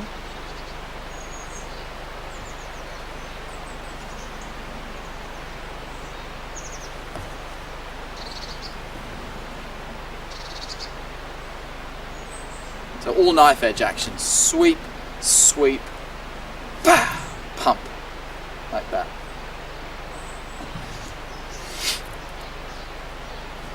Okay, we'll carry on into the last section with lesson 47 after the break. Thank you.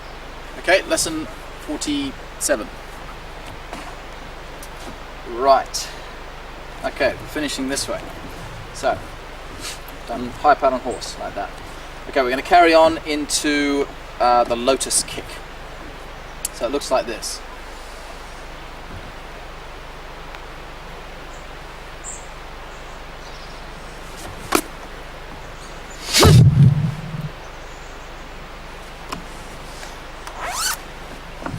Right, so you're going to just have a look at, again, I'll just show you the flow. of this movement. I'll do it towards the camera. From here.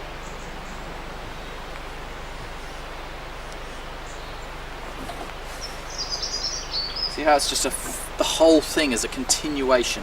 Don't have any pauses or stops. From here it's just 1, 2, 3 circles. The whole thing just keeps spinning the whole time. 1, 2, now watch after this one, see it continues. And then into the kick afterwards. So what you got to do is, obviously break it down and learn the movements, but attain that flow of what I just showed then. Okay. Right, we've done high pad on horse. So keep in mind I'm facing that way, but I'll face this way because you can see the angle better. Okay, your right hand, which is just pumped out like that, you're just going to do this with it. Very simple move. Just scoop it out, like that movement right in the first third, just with the one arm. Just scoop it like it's going under your arm, and then stick the fingers forward again, like that. As you do that, you're going to bring the weight forward, take a L step, like that. So just take your left foot around, so your feet are at 90 degrees, like that. Just show you the footwork while I'm here. So you bring the weight forward, step in 90 degrees, so your left foot is facing to the east, because I'll be facing the other way. Now, here what we've got to do is, you're trying to keep the torque in your right leg. So don't just do that and lose all your torque. But don't do this either and not fully get there. You've got to release only enough torque to allow your hands to get to the right position.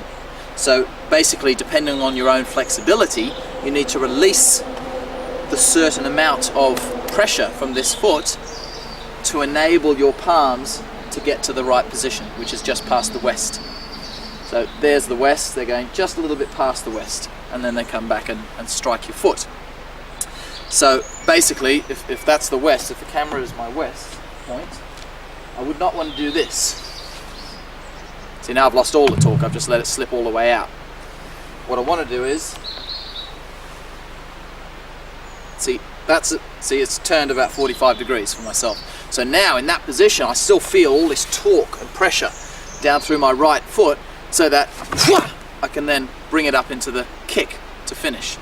Whereas if I do that, now I feel like I've got to do an extra wind up to get my foot up. But if you've got that torque in your leg, your foot can come straight into the kick without having to first wind it up. Okay, right. So we're here. So as you take that step forward, you do this with your right hand, and you just watch the left hand. See, very, very simple movement. Just draw a circle with the hand. Out and back again. From there to there.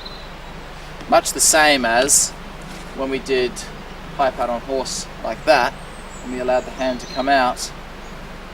Well, it's almost the same movement, in fact, only you're bringing this hand under this time, you see, rather than bringing it across, as remember when we did that movement before the kicks.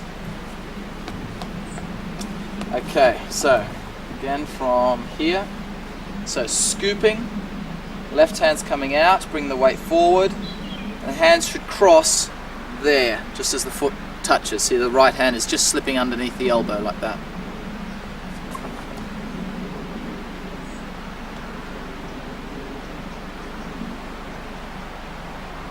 Now watch what your hands are going to do. As you do this whole little turn around to the rear with releasing the torque, watch what the hands do. See? So the right hand goes underneath your left elbow, but don't just then go like that. It's got to pass, your left fingers should brush past your right elbow. So my right fingers go under my left elbow, and as I turn around, you see, the left fingers come down the inside of my right elbow. So from there, basically your left hand doesn't really do much, it just turns with your body. But as I do it, I'm going to not just extend my arm like that, I'm going to thrust this hand forward as I do the movement, so I get that. So I'm extending my right arm outward, as my left hand slightly retracts. So I'll end up like that. That's where I'll end up, with my fingers pointing just past the west, as I said, because the strike of the kick is going to be on the west. So as I said, if the camera is my west point, like that, I don't want my palm here facing directly to the camera. I want my palm just a little bit past, because when the kick comes through, see, at that point on the west is where the separation will happen of palm slapping foot. Okay, so that's fairly simple, really. Just scoop and bring your left hand out, cross them, fingers under the elbow as your foot touches, and release the torque. Obviously your eyes are looking out here, so they're like that. Okay, all your hands are going to do now, I'll come back to the right direction for you. So come around to here. So this is the direction we're facing, down to the west. The left foot's on the south. So this is just a little bit twisted past. I'm just going to turn both palms down like that, so they're both going to slap that way with the front of the hands. The foot's going to come up, but it's a straight leg this time, not like the crescent kick. The crescent kick was before that we did, where the foot came up like that, and then the foot flicked on the end. We got that action. This time, the whole leg is doing a circle. So it's a much bigger kind of an action. Okay.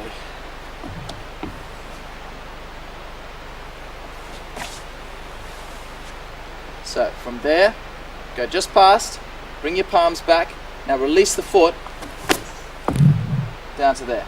Notice where I slapped. I'll see if I can do it slowly for you. So the foot's coming through.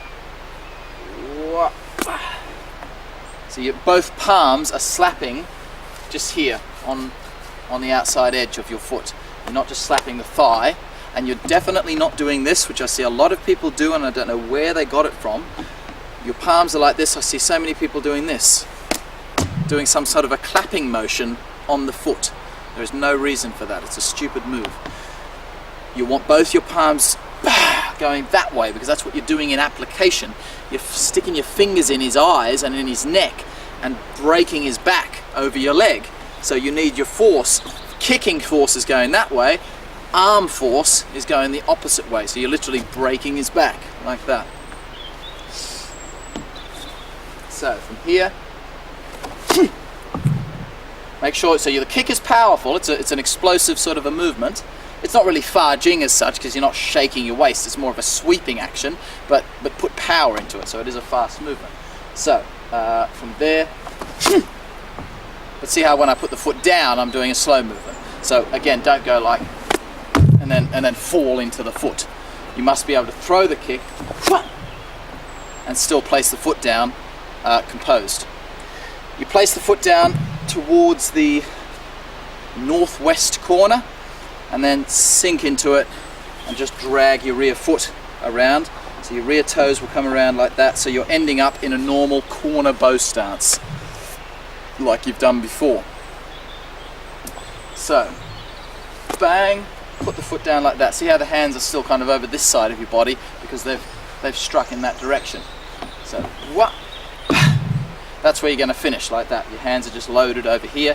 Your right wrist is kind of in your center. The left hand is out to the side. Maybe I'll do this facing this way. Bang. Touch the foot down. Okay, watch what happens here. Your hands are like that. You're going to do a downward punch. Very similar movement to, remember when we did punch to groin. But this is on the reverse side. Before we did punch to groin like that, but it's the same punch effectively, only you're not doing this single whip like movement, you're just doing a little grab with the right hand. So you're actually taking a wrist there in your right hand and breaking it over and punching just in here, in on top of the hip. You're not hitting the hip bone, of course, you're hitting the soft part on top of, just above the hip bone. So you're there like that. So that's why this hand's got to twist like that. It's got to turn palm up, whilst your left palm twists that way to palm down and rolls over. So it's a downward punch, downward spiraling punch. As your weight comes into that, you just sink your weight forward and obviously twist your waist to the front. You must make sure that there's just as much power in your right hand as there is in your left hand. So you mustn't do something like, see, this hand did nothing. You've got to get, see how that one's pulling just as hard as that one's pushing. See, you're trying to damage his arm, or depending on the application, you could be breaking a neck or just jerking his neck there and punching him in the back of the neck. So, bang, touch, and then, so that's obviously a sort of explosive-y movement. Bang, then there's a little composure there just to put the foot down, and now this is an explosive movement. There. So, as I keep saying, with the Fa Jing, you're not going to get the Fa Jing when you're first learning the form, so you just get that kind of thing happening. Just turn to the front. Just always make sure that you're not staying there like a stiff karate-like thing. You've got to bounce off what you're hitting. That way you're reloaded for your next punch.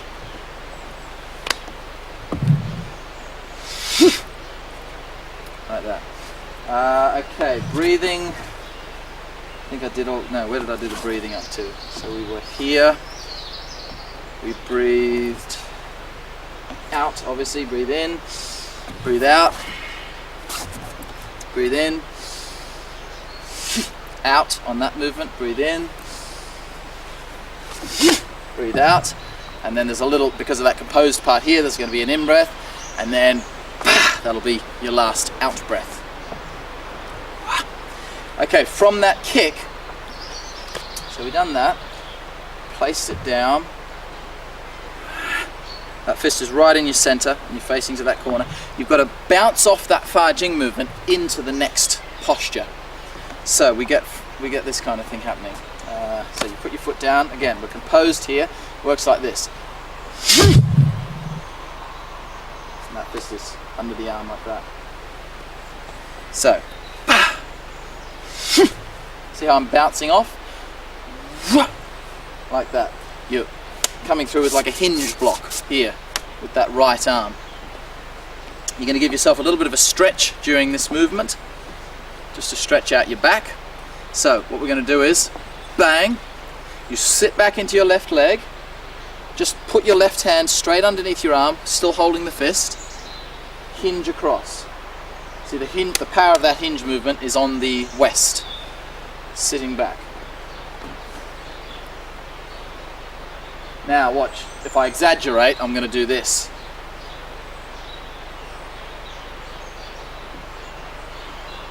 But I'm not going to do it that much. There's your hammer fist coming back to that west point as well. So I sit right back into the left foot here. Now I'm just going to do a little bit of a lean back, just a little stretch of the lower back. You feel your abdominal muscles engaging. This hand's still under here. And now I sink a little bit of weight back into the right leg. There. So see, I've got weight now in my right leg. Here, I'm back in my left, and there's your hammer fist. Much the same as hitting tiger left and right. Bang, hammer fist, the fist coming on, same positioning of the hands. So what? Sit back, little lean back. See, there's a circle over your head, and there's the hammer fist, like that. My weight at this point is probably about 60% in my left leg. So I'm still slightly towards my left leg. I haven't come forward yet, but I have come slightly forward. As I said, I'm sitting right back on this movement. I'm like 90% back in the left leg here. And as I do the hammer fist, I'm about 60% in my left. So I have transferred a little bit of weight here. Okay, remember the penetration punch that we did? Like that. It's a straight turnover fist. You're going to do two together, like that. Exactly the same as the penetration punch that we did when we did that movement, only you're going to use both hands this time. So we have done, there's your hammer fist. You're going to turn back to this corner, to the northwest corner, bring your weight back to 70% in the front, so you're just coming back into a normal front sitting bow stance. And you come in with your two punches, like that. See, the left hand, that can just punch straight out because it's already kind of tucked in a little bit there. So it just punches straight out. Whereas your right hand, from here, obviously don't do that, then it's going to be more of a sweeping action. From the hammer fist, it's got to do a little circle in and out. See that? So if I exaggerate, it's like in this way and out that way, but make sure you do it subtly. So it's only being done enough to make sure the power is going in the right direction. So we get, see that? So they both come to a happy position like that, like an equal position. And so that's just a normal front sitting position. Your finished stance is exactly the same as after you did the kick and we did the brushing of the knee, and that double hook punch, the finished point, is exactly the same, only that one was coming around the sides, this one is coming through the middle, so it's a different application this time. Okay, kick.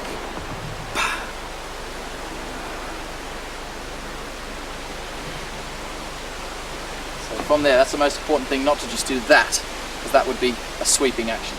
You've got to bring the right hand back so they're level with the left hand. 1, 2.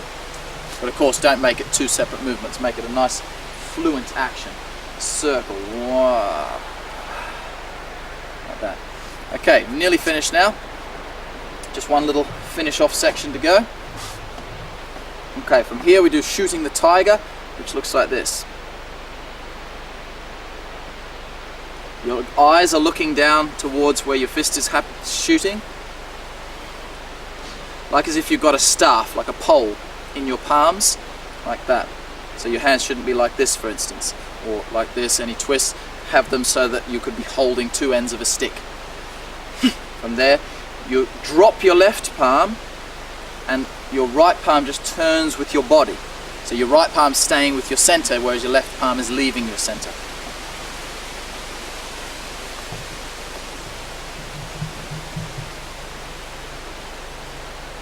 Your weight is staying in the front leg.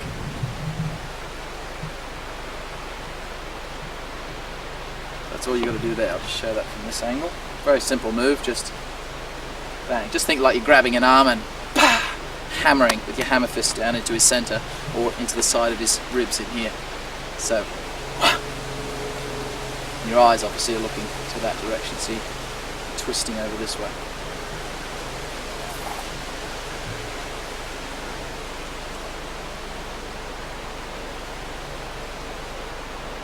Okay, to finish off now, just to finish off the whole third, we just do step up, parry and punch with a slight variation.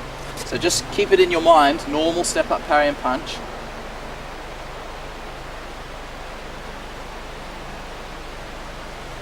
Just to there. The only difference is you hold two fists and your step goes across your body, and the ending's a little bit different.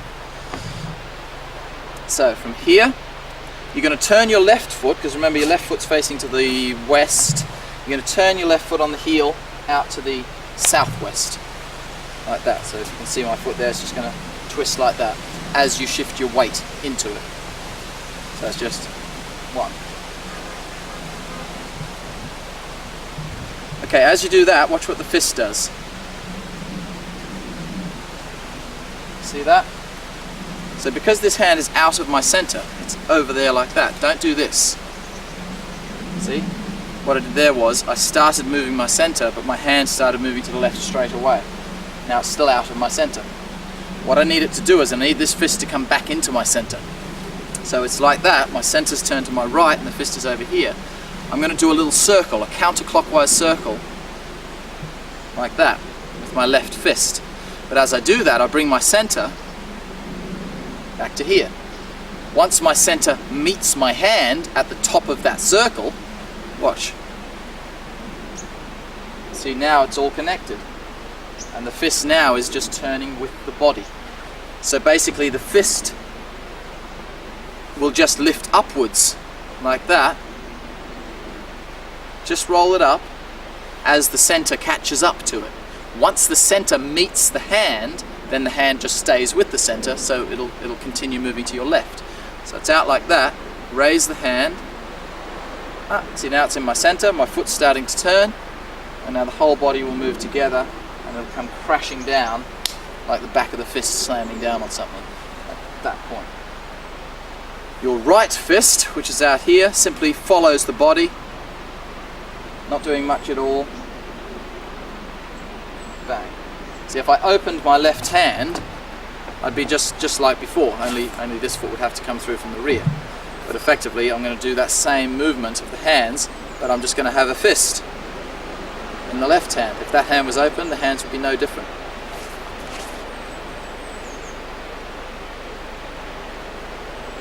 So just think to yourself, bah, crashing down, striking towards that southwest corner with the back of the left fist and the front of the right fist. 1. Now you're going to pick up your right foot heel and toe together, so just sink all the weight down, up, and step it across your body. This is the other difference, the footwork. So instead of just stepping here, like we did before, you're going to step right across so that your left knee will be pushing into the back of your right knee, like that, so they'll be touching there. So, we've turned the foot out, sink down. You sink all the way down. Try to do it without dragging this foot in first if you can. If you absolutely can't, you can turn that foot in first and then do the step, but it should be done just one, and then pick this foot up using those stomach muscles again. As your foot raises up, your hands start to circle upwards, and they should get to head height, so like as if the right fist is striking there, there as the foot touches the ground. And as I say, it's stepping right across your body. The right foot should be facing, keep in mind we're going this way, it should be facing to the northwest, like that. I'll just continue facing this way so you can see what the hands are going to do. Here, okay, your footwork, you're going to bring the weight forward. You'll feel a lot of torque in your right thigh at this point. Now you're just going to sweep your leg. See? It's almost like you're just releasing the torque. So, because I'm in a position like that, see, my foot wants to do that. It just, because of the torque in my right leg, if I'm actually sort of holding, I'm gripping the ground with my foot. But if I just release it, so it's almost like I don't really have to use my leg much at all. It's almost like, what? I'm just swinging the leg around, but I just control that movement with my muscles. So you've stepped, bring it forward, making sure your knee is over your toe, and do a leg sweep. Just back into a natural back-sitting bow stance, like that. Okay, your palms are going to do a similar movement to what we did from here, other side, when we did from here. Bang. Remember what we did here? Like that. Has a similar feel to the posture. So we've come around, bang, like as if that's a back fist going across, and this is a punch coming that way, like a turned over punch, as you do that little cross step. So 1. But now watch what happens. As I do that sweeping motion, my hands are going to both turn this way, palms up, like they're crashing down with the backs of the fists onto something. And see that? So there's a little circle in like that. Turning to the right and centering back to the left, so you finish with both fists in your center line.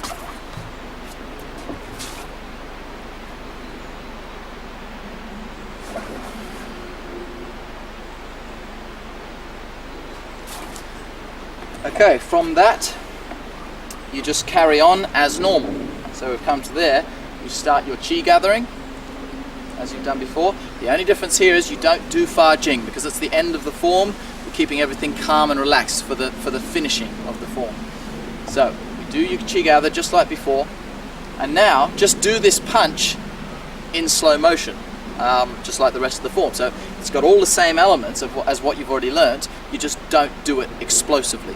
So you hear like this, you just take it from this position, you take a little shuffle forward whilst you do your movement. So 1, 2. So there's no different than what you learnt, what I've already taught you in the explosive way. In fact, I probably told you how to do it I probably advised you to do it slowly like that whilst you're learning. So at the end of the third, you actually do it slowly. You don't do the explosion. So you're doing your gather. From this position, remember, is where you start your step. So it's from the twist to the left. So we get 1, 2. There's your punch. Then you carry on just as normal. Hand goes under, draw it back, pull your hands in, reverse it, chop to the front, bring it over, open your palms out, no different than in the second third. Cross the palms. Remember, it's right hand on the outside for men and left hand on the outside for women for each third. That's regardless of whether you're finishing a third or continuing into the next third. At this point, you always cross in that way. So this is no different than the second third. Now I'll just go over it, but I've already taught the details because I showed you how to close off after the first third.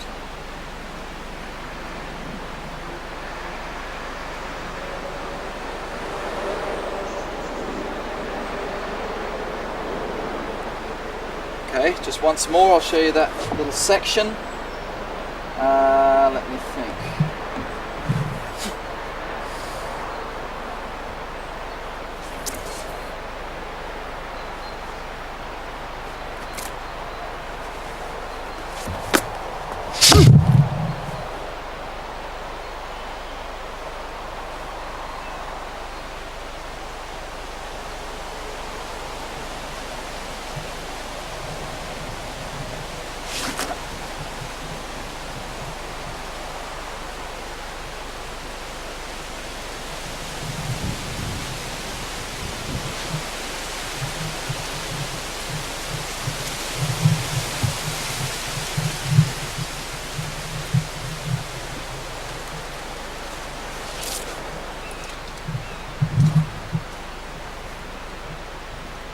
So on. Just the breathing for that last section.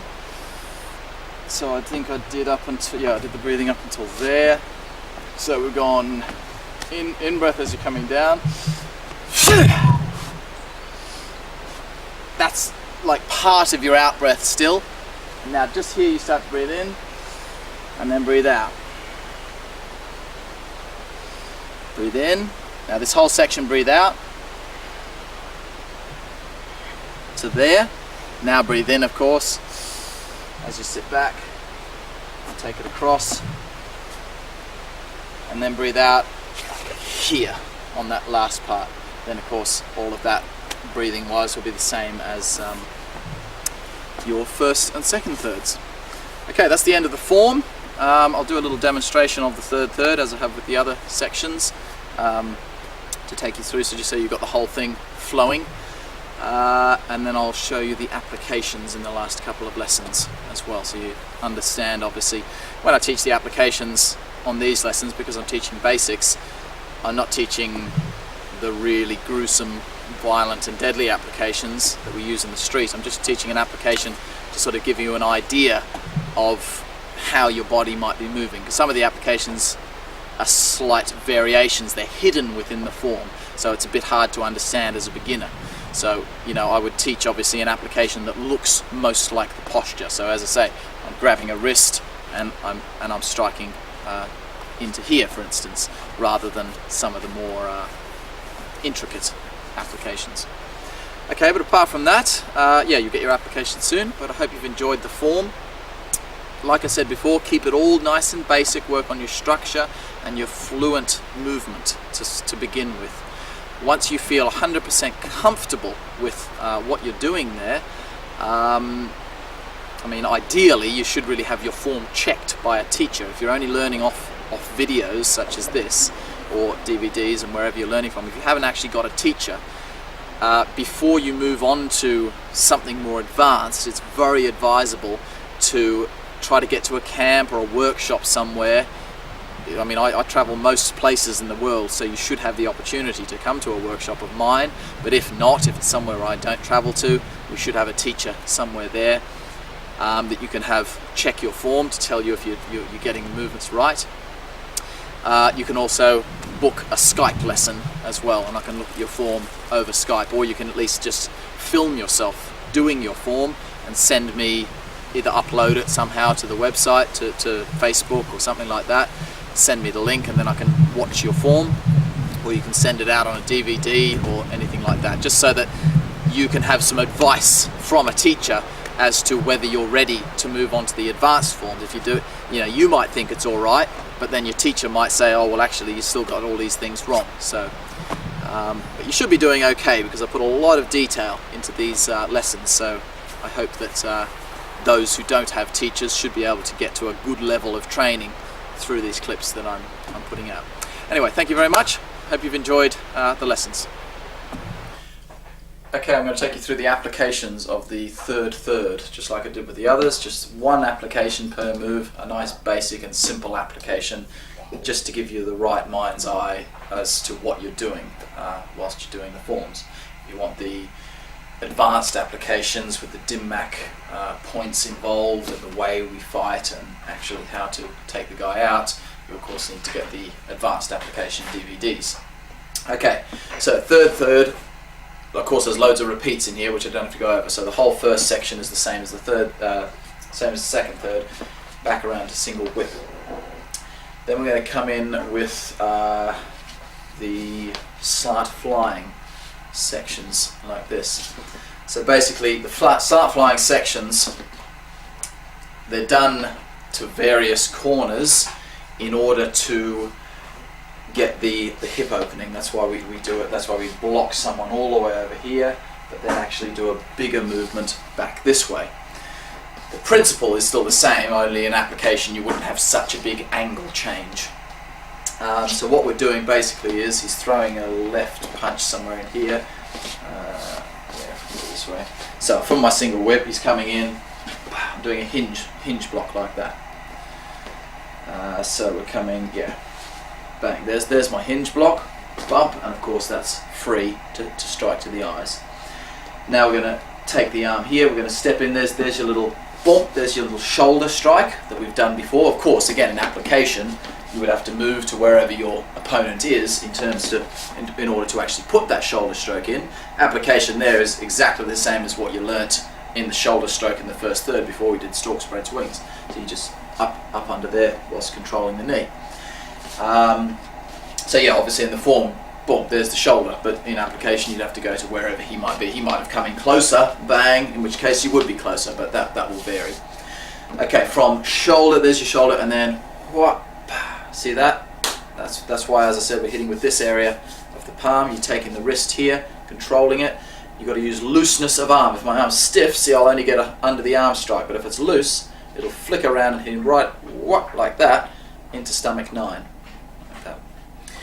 Okay, so then that's basically that throughout the whole thing. So again, we've got this, so he's throwing a right punch, bang, and bang. Now, as I say, I could do this as like a and a throwing kind of a movement to really throw him over there, but a realistic application, bang, is just to attack there. As I said, we do the bigger angle change to get the hip opening of the way that we move in the form for the health side of things. So the whole section of that is just bump, eyes, shoulder, and under there. Same thing, of course, for the third one. Okay, from there we go into that little snake head movement that you've done. So I'll do that this way. So I've done my last start flying. He's coming in with a straight right to my belly, bump it across, there's the hinge, and sweeping across the eyes here. Very simple. As I step and turn out this way, I'm just going to smash him in the arm just to make sure that's out of the way, and come back with something to someone else here. So if you come over here. So I've done that one, bang. Now that one's just clearing him out, making sure he's finished, and this one's coming through here. That could also be across the eyes. He could be throwing a punch in here, so that could be slamming down on his arm, and just like before with the back fist coming through there. So very similar application to what you did in the first third. Carrying on from there, it's all the same. Now of course we come up into this movement here. So from roll back, that's the same, some kind of a lower block there. So bump. Now this could either be a strike up into the side of his jaw, which is a nice movement like that, bang, into there, or I might have thrown that and he might throw a straight punch up to my face. So I can block that out, and then my next move, of course, would come in for the strike forward, for across his neck. Bang, bang, like we've done before. So yeah, that's that one there. Roll back, block down, either straight up underneath his jaw with that movement there, or as a separate punch, bang. And then this movement, instead of it being just an arm block, of course, you're just striking across the neck, bang, and then coming into lower chi. That's all the same. Back around to single whip. Then we come into Fair Lady, works the shuttles. Okay, so what we're doing here is he's coming in with a punch, to hold the ball to the crossing of the hands. What we're doing is, here comes his arm, that's blocking his arm first, and then that's coming up under there, you see, and fingers are coming into his neck. So if you look at it as the form, here's the hold the ball, so that's my initial block to stop it coming through here.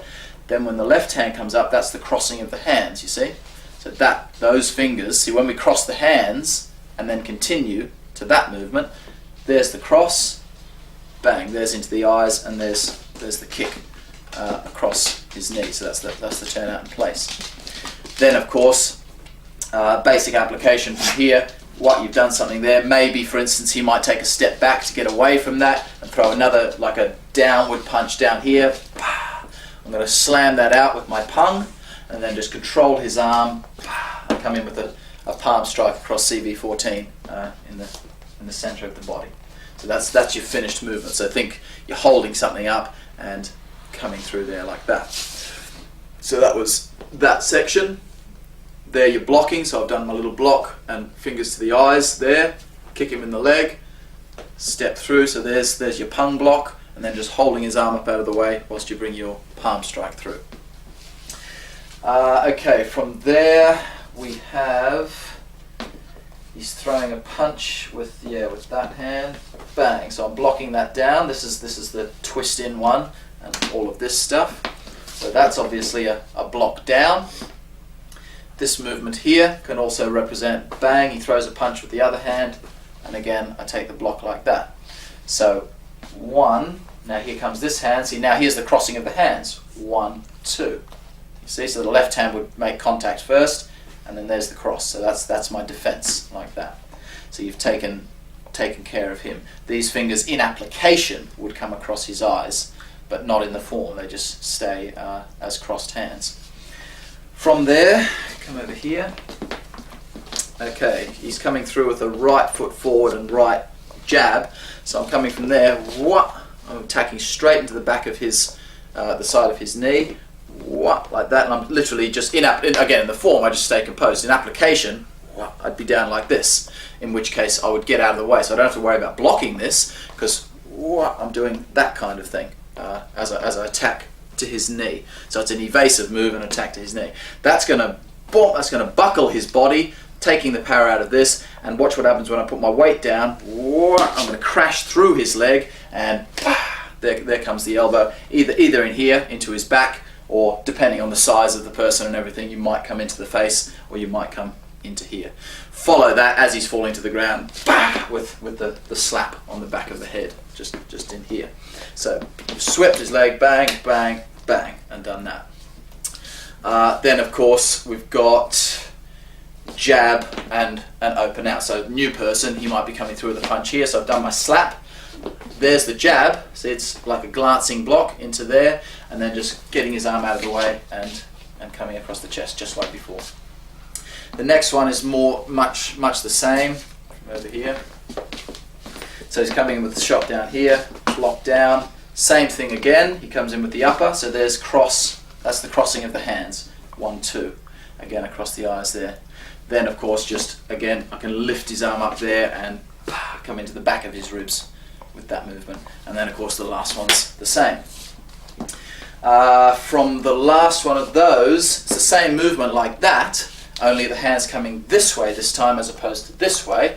So of course he's coming through with a low punch, but see I'm hooking it this time with the palm rather than doing the hinge like I did last time. So it's coming, but same arm application for the right hand. All of that's all the same.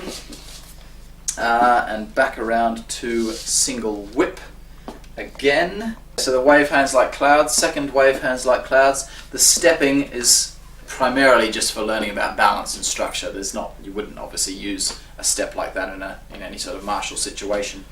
Apart from just the old sort of, I personally don't really like kicks like that, but you might go bang and into the knee kind of thing. In terms of not so much there, but if you had more distance, right? I mean, I personally would prefer to go in the front, but some people like to do that where you step behind and come in with a kick, that kind of thing. So you're kind of getting that setup from doing it. But as I say, realistically, it's just a balance aid. If you can hold your body in that position whilst doing all these movements and remain composed, then you really know you've got good balance. Okay, the hand applications are exactly the same as the previous wave hands that we did.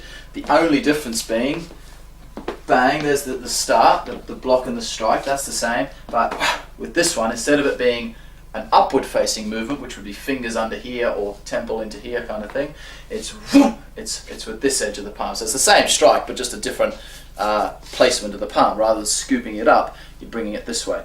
So it could be edged as like that, with the top of the palm underneath the nose or up under the jaw here. Both nice strikes. It can also still just be a temple shot, but the primary movement of it is the same. Then you take it across, do your block, same thing, but again with the flat hand instead of the scooping hand, so not much to go over there. Come out into single whip. Okay, snake creeps down. Very simple. As I say, you wouldn't drop into the low position in application. So Ben's maybe throwing a left sort of kick around this way into my midsection. So that's why the hand drops. You're slamming him just there, just in the top of the knee. And there's the strike to the groin. So that's in the form, we drop all the way down and then come forward.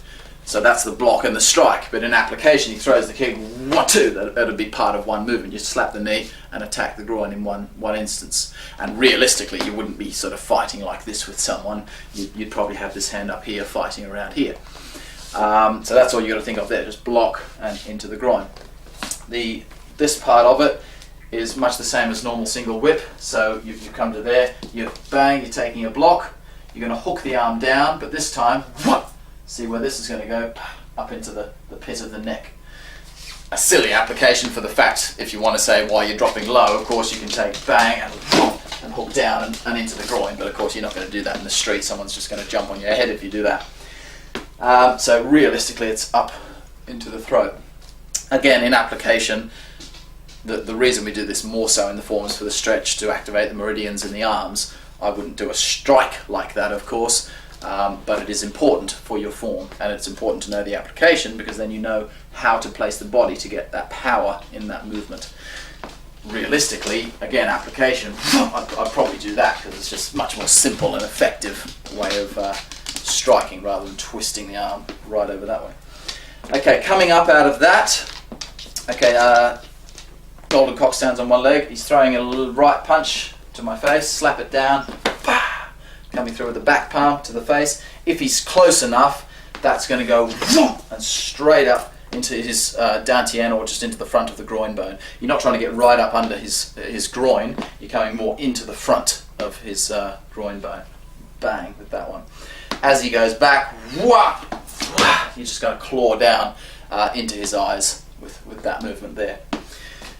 He might, I don't know, evade that or whatever, do something else, throw a left punch, so I slam that across and do this same kind of principle, but like that, where I'm just going to strike with this crease of the palm. So I'm not grabbing him around the throat, I'm striking him, if that's his throat, I'm striking him like that with this area. It's a lovely strike across the Adam's apple like that. So I'm taking the arm and across there, and again bringing that up, just up under the floating rib this time. Would come up into there, lovely little shot. Okay, we go into tripping repulse monkey, which we've already done. Natural repulse monkey, which is this set of movements. The person at the front is throwing a right straight, so I'm doing one of those, fingers to the neck. See that ricocheting one, we're not going block and strike. His punch is coming in here, I just attack my fingers to his front because there's an angle in the arm. I'm not going like this. If I went like that, it wouldn't work. See the angle of the arm. By my having an outward angle, it ricochets his, whilst I get him in the neck. So that's what we're doing there. The person coming from the rear is throwing a left punch to my face, bang, and I'm just blocking up. See how the fingers would rake up the front of his eyes there like that. So, wow, that's what I've done there. Then, of course, back to the front person, just throwing a punch low and striking down the center of his body. So they're all fairly simple ones there. Do that another couple of times. Oh, just that little movement. I'll put that on this side actually. So after the last one, again, we go into this movement. So remember last time, when we went into that, we were from here. We twisted the arm down and came across the eyes. This time, we're in this position. So see what the hand has to do, what I was explaining in the solo form, you've got to do that. Grab his arm and again, twist. You're not going to get as much of a twist on the arm, but it will still work nicely. All the rest of that is the same. Back around, bang, all of that. Back to needle at C bottom. Okay, next new move is that one there, the white snake puts out tongue. So we come from fan through back. Okay, so someone's coming in over here. So I'm over here kind of thing. He's coming in from this corner with a right straight. So there's my block, and there's the back palm across there. So it's 1, 2. So it's not all this arm locking stuff like we did with the turn around and chop with fists. It's just a simple block and strike. Then we take the wrist, just like before. So what? And into the final posture. Next moves are the same. That move's the same, only you're stepping forward, but the application is still the same. All of those. Bang. To there. Carrying on back around to single whip. Okay, the last wave hands.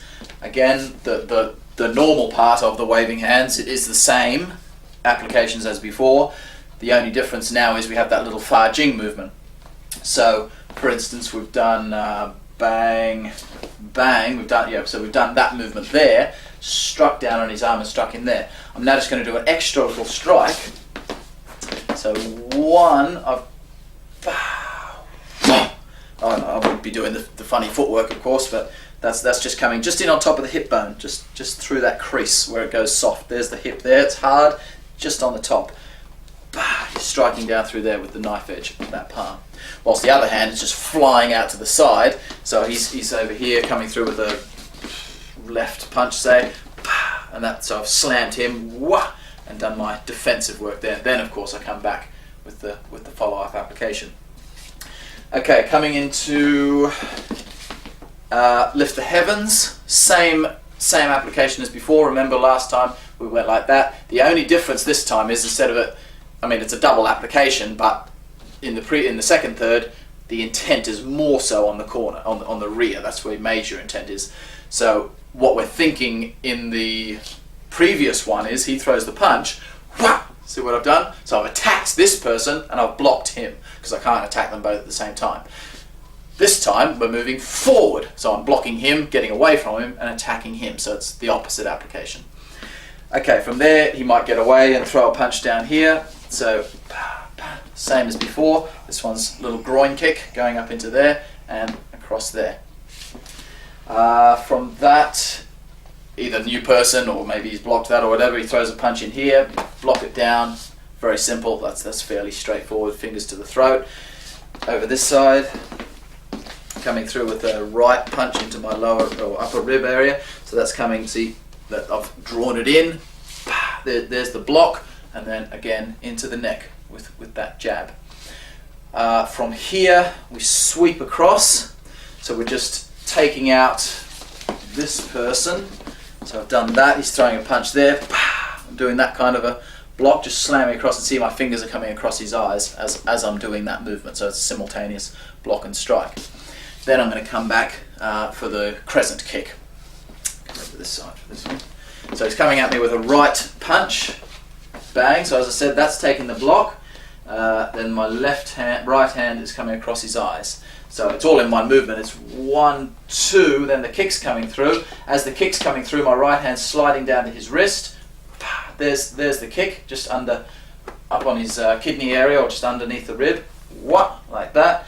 And then I've got his wrist here, and I'm going to pull him onto the strike, getting a little wrist lock on there, jab my fingers in his neck, So that's that part, but see how my hand, I can't possibly extend my hand out here whilst holding his wrist. So that's just there, just to sort of pull him onto it like that, pull him onto the strike, whilst the rear hand, someone's coming through with a punch for the rear, so I've done that kind of thing, just see that? So I've slammed him in there and a low punch, so that's ended me up like that. So you bang, you've got a wrist here and a neck, and then the final part, either maybe he's just rushing in at you, just punch him in the face, you might just preempt something, or if there is some sort of a guard, of course you'd sort of do a slight veer to wherever the attack might be, but of course in the form we just throw it straight out into the punch, because that's naturally already got a little bit of sailing power in it anyway, and then then you're getting that follow-up punch either just in there into the side of the pectoral or underneath the rib there, or of course it could go up into the face. In the form it's done about mid rib height. Okay, from there, so I've got this guy in the neck, I've got to really make sure this guy's gone. So this movement here, what we're going to do is we're going to take his neck and smash my forearm into the side of his neck, bang, and then remember we have that little wind up and punch down. So we've gone bang, I'm going to go do the wind up, which throws his body that way, and then see, I'm going to see his body, whilst his body's travelling that way, I'm going to push through his neck. See, this hand would obviously be on his head, not on my arm, and crack his neck down like that. So it's not actually a punch in this case. It can still signify a punch, however it's primarily a neck break. It could just be a very simple application, throwing something there, just one of those kind of things, taking the block there, like that, and simply punching down there. But the real application is with the neck break. Okay, carrying on from that, we go into that's fairly simple. So we've done some sort of a low block. No, we haven't. We've done the press the points. So we've done this one out here. We've done the twist out. Maybe he takes his lock and jumps back to get away from that. So I follow him with that final shot across the chest or across the throat with that one. Okay, this set of movements, as I said, you don't go low in application. You're assuming here you're kind of in a tight situation like this. You're just taking his wrist. That's that fist. You're just taking his wrist like that, and taking your elbow under here. So that's what you're thinking with that one. You've got a wrist in this hand and an elbow to his ribs with that hand. From that, I now have, okay, someone's maybe throwing a punch with this hand, so I'm going to block it down with that one. So I'm there like that, block that one down and bring this straight up. As I said, remember, it's striking upward. It's not actually striking this way. It's coming straight up underneath his chin. So block down, bang, and then it coils back to be, so you're centered. So even though the strike is actually going that way, you're centered back this way, ready for the next person, as in the form. So that leaves us there. Okay, yeah, come on this side. From that one, we have the cross of the hands and the strike up. So he throws a punch somewhere down here. I block that across like that. So that's my crossing of the hands. Now what I'm going to do is take the wrist with this hand, and of course there's that. So there's the hammer fist down, and there's the hammer fist up to his temple, or just into the eye socket. So I've got one, remember as in the form, cross the hands, so that's taking, up to the face actually, bang, so see that's taking it there and dropping it down, and then taking it in this hand and attacking here. From there, someone coming in from the other side, so he's coming through with a straight, so I'm taking the wrist again and pulling it inward like that, grabbing his arm just straight on the front, pulling it under my arm, pulling him straight onto that strike. So my thumb is going straight into CV22, my index finger is going into stomach 9, like that. So I'm attacking into there whilst pulling him onto that shot. Then the final movement, just to finish off, is just opening out like that. This could signify either a further strike to this person here, and also, again, assuming we're not down on the floor, so I've just done this to this person here. Maybe he's coming through with something to the rear, so I'm going to just finish him off with a further strike across his midsection. And see how that hand rolls out, so you're actually getting a forearm block, and then a palm strike to the face for that final posture. Okay, coming out of that, we've got this pigeon flies to heaven movement, so he's coming through with a left, yeah. So there's my pung block. and then this hand's going to come through. That's in the form we just carry it straight up. In application it would probably have a bit more forward intent, again depending on where he is. If I was further away, of course I'd have to go forward. If I was right close to him, I could do more of an upward sort of strike. But that's what we're signifying there. He's punging up, striking through, up underneath the nose, and then of course this part is just for your qigong purposes. Okay, from there, over this side, nearly done now. He's going to come at me with a left punch to the face. So I'm taking it across, getting out of the way, and there's my arm break there. So that's that first movement. Now I'm going to take his elbow and fingers into the throat, and striking up under here. Okay, so from here, in the form of course, we go one, and then open it out. So that's cross into the eyes or into the neck, and then of course controlling with the left arm and striking back up to the temple with the right arm. So that finishes us there. Okay, from that posture, maybe on that side. So we've done that. We now got this low posture. So he's coming through with, say, a punch here. Bang. So I'm going to go. Yeah. So I'm coming there. That's my initial block. I'm going to take his head and see what I'm doing to his head. Smashing like that posture we did before. Smashing his head between my palm and my forearm. And then as I go down, what I'm going to try to do here is, see how my arm is on his neck and my forearm is on his head, so it's going to get this kinking action. So I'm going to try to lock that under his wrist, and then I'm going to, you can't do it, but I'm going to try to do the movement. So if I try to do that with my arms, when his head's in this position, that's going to create that braking effect. And you're going to drop your body weight, of course, on that movement, so you're snapping his neck again. Okay, coming up out of that, he's maybe coming at me with a right punch, bang. So I'm coming up out of the movement. I'm going to either on his neck here or on his arm, wherever is easiest to access, bang. Again, same sort of things happening both sides. Yank him forward, and there comes the punch into stomach 9 or into here. Again, in the form, it's a sort of a lower punch, so with reference to exactly how it's done in the form, it would be like a liver 14 or gallbladder 24 area just underneath the nipple. Punch there. So you're pulling something forward and then punching back out, so you're pulling him onto the strike. Okay, from there we go into the plum blossom section. Okay, this section of course is for your I'll explain this as I've explained in the empty form where you're just doing it solo. You wouldn't be leaping about and doing spins and stuff in application, but again, you need an application just so that you know what you might be doing in a form. So he's coming at me with, say, 2 hands low. So there's my low downward block. I leap in the air. Just give me a bit of space. So bang! I'm going to leap in the air.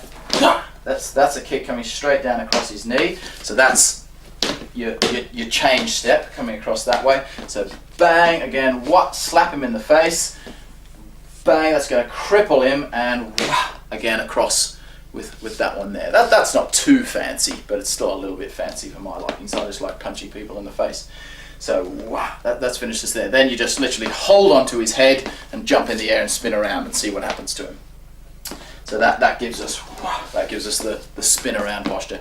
The end application of the spin around, again, it's a bit of a very risky sort of a posture, but you're assuming, okay, I've dealt with him. Someone's rushing in from behind him with something. You're spinning around and just coming down like that. So the first hand's obviously whatever attack he happens to be throwing at you, that's controlling that, and the second one coming down across the face. From there, you're coming straight forward with a punch into the throat. If you happen to have his arm here like this, you can control the arm as you punch forward, and control the arm as you punch forward again. So you've got 1, 2 punches into the throat. Then the same thing for the last one. Only this time, rather than spinning around in the air to break his neck, we do the little downward punch. So it's the same as that one that we did, only it's just from a shorter distance. So you've got his head here again, and you snap his neck. Okay, from that, bang, we come back around, repeats again, back to single whip. Okay, last snake creeps down. let's say, for instance, okay, he might maybe evade that and try to grab my wrist, for example. So I break the hold by coming up underneath it, take his wrist and his elbow, and again, in application, I'd just do something like that. I'd still use the principle of the movement, and then I'm hammering on here and dropping my body weight on him, but in application, I'd bring something straight back up and into his face.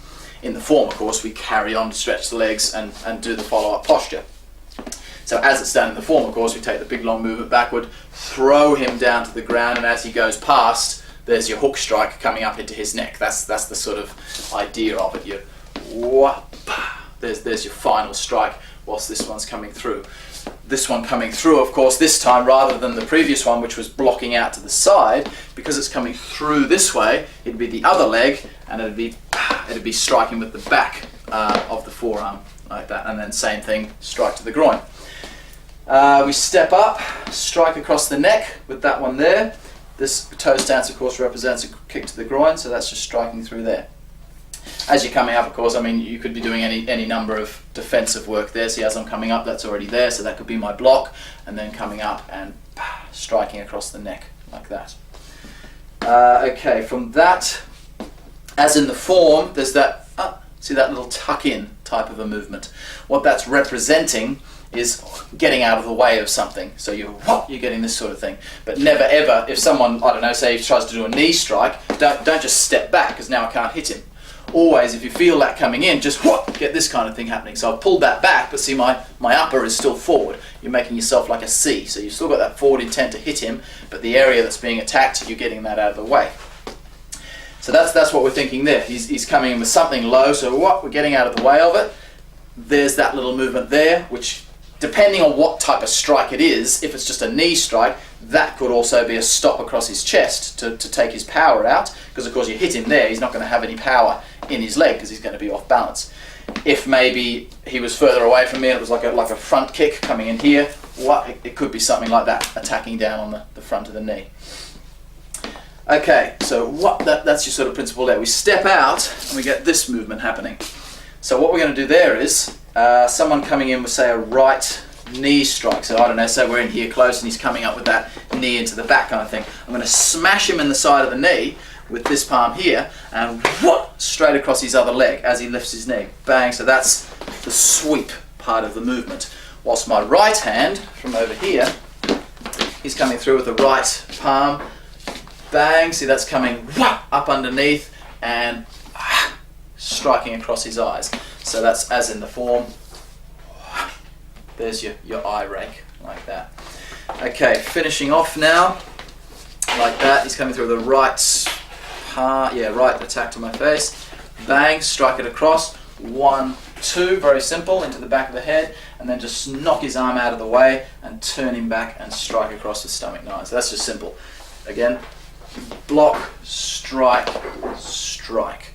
Very simple movement. From that, okay, again from here I'm going to wrap his neck, so just making sure this bloke's dead. The scoop under, like that, is wrapping his head up, like that. I'm going to put it onto my belly, like that, and all you got to do is lean backwards and you're going to crack the neck. This hand can also slam down on the top, hence in the form we cross the arms.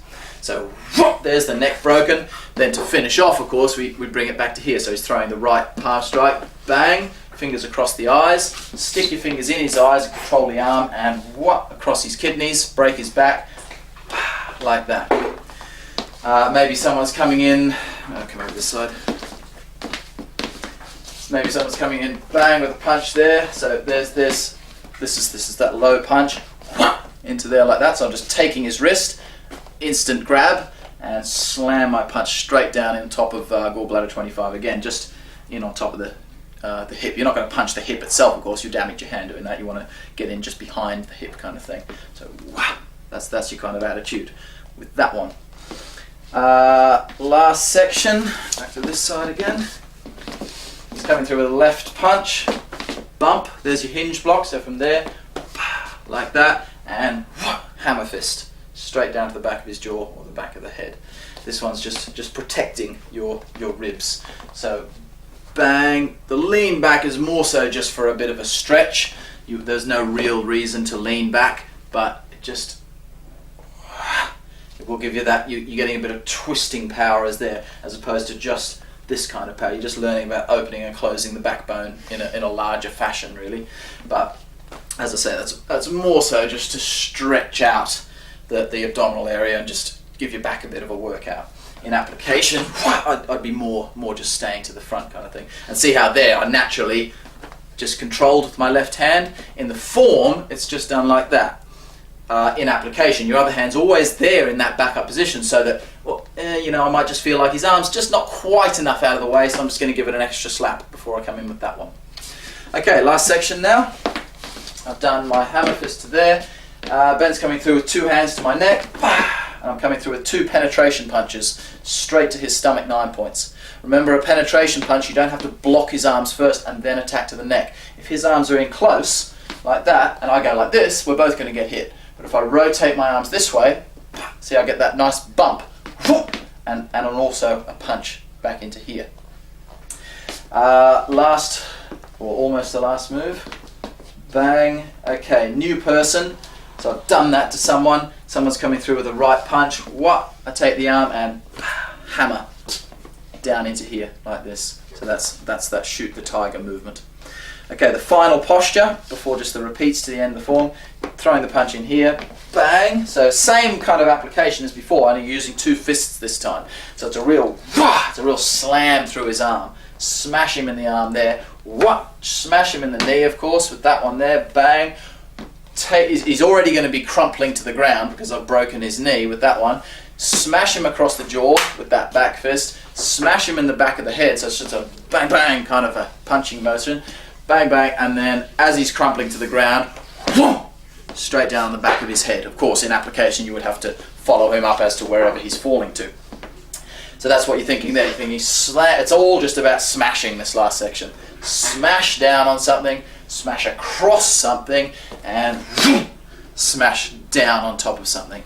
From there, of course, we just carry on and finish off the third as we did for all the other ones. Okay, that's the end of all your applications. Thank you very much. Thanks to Ben for helping me out.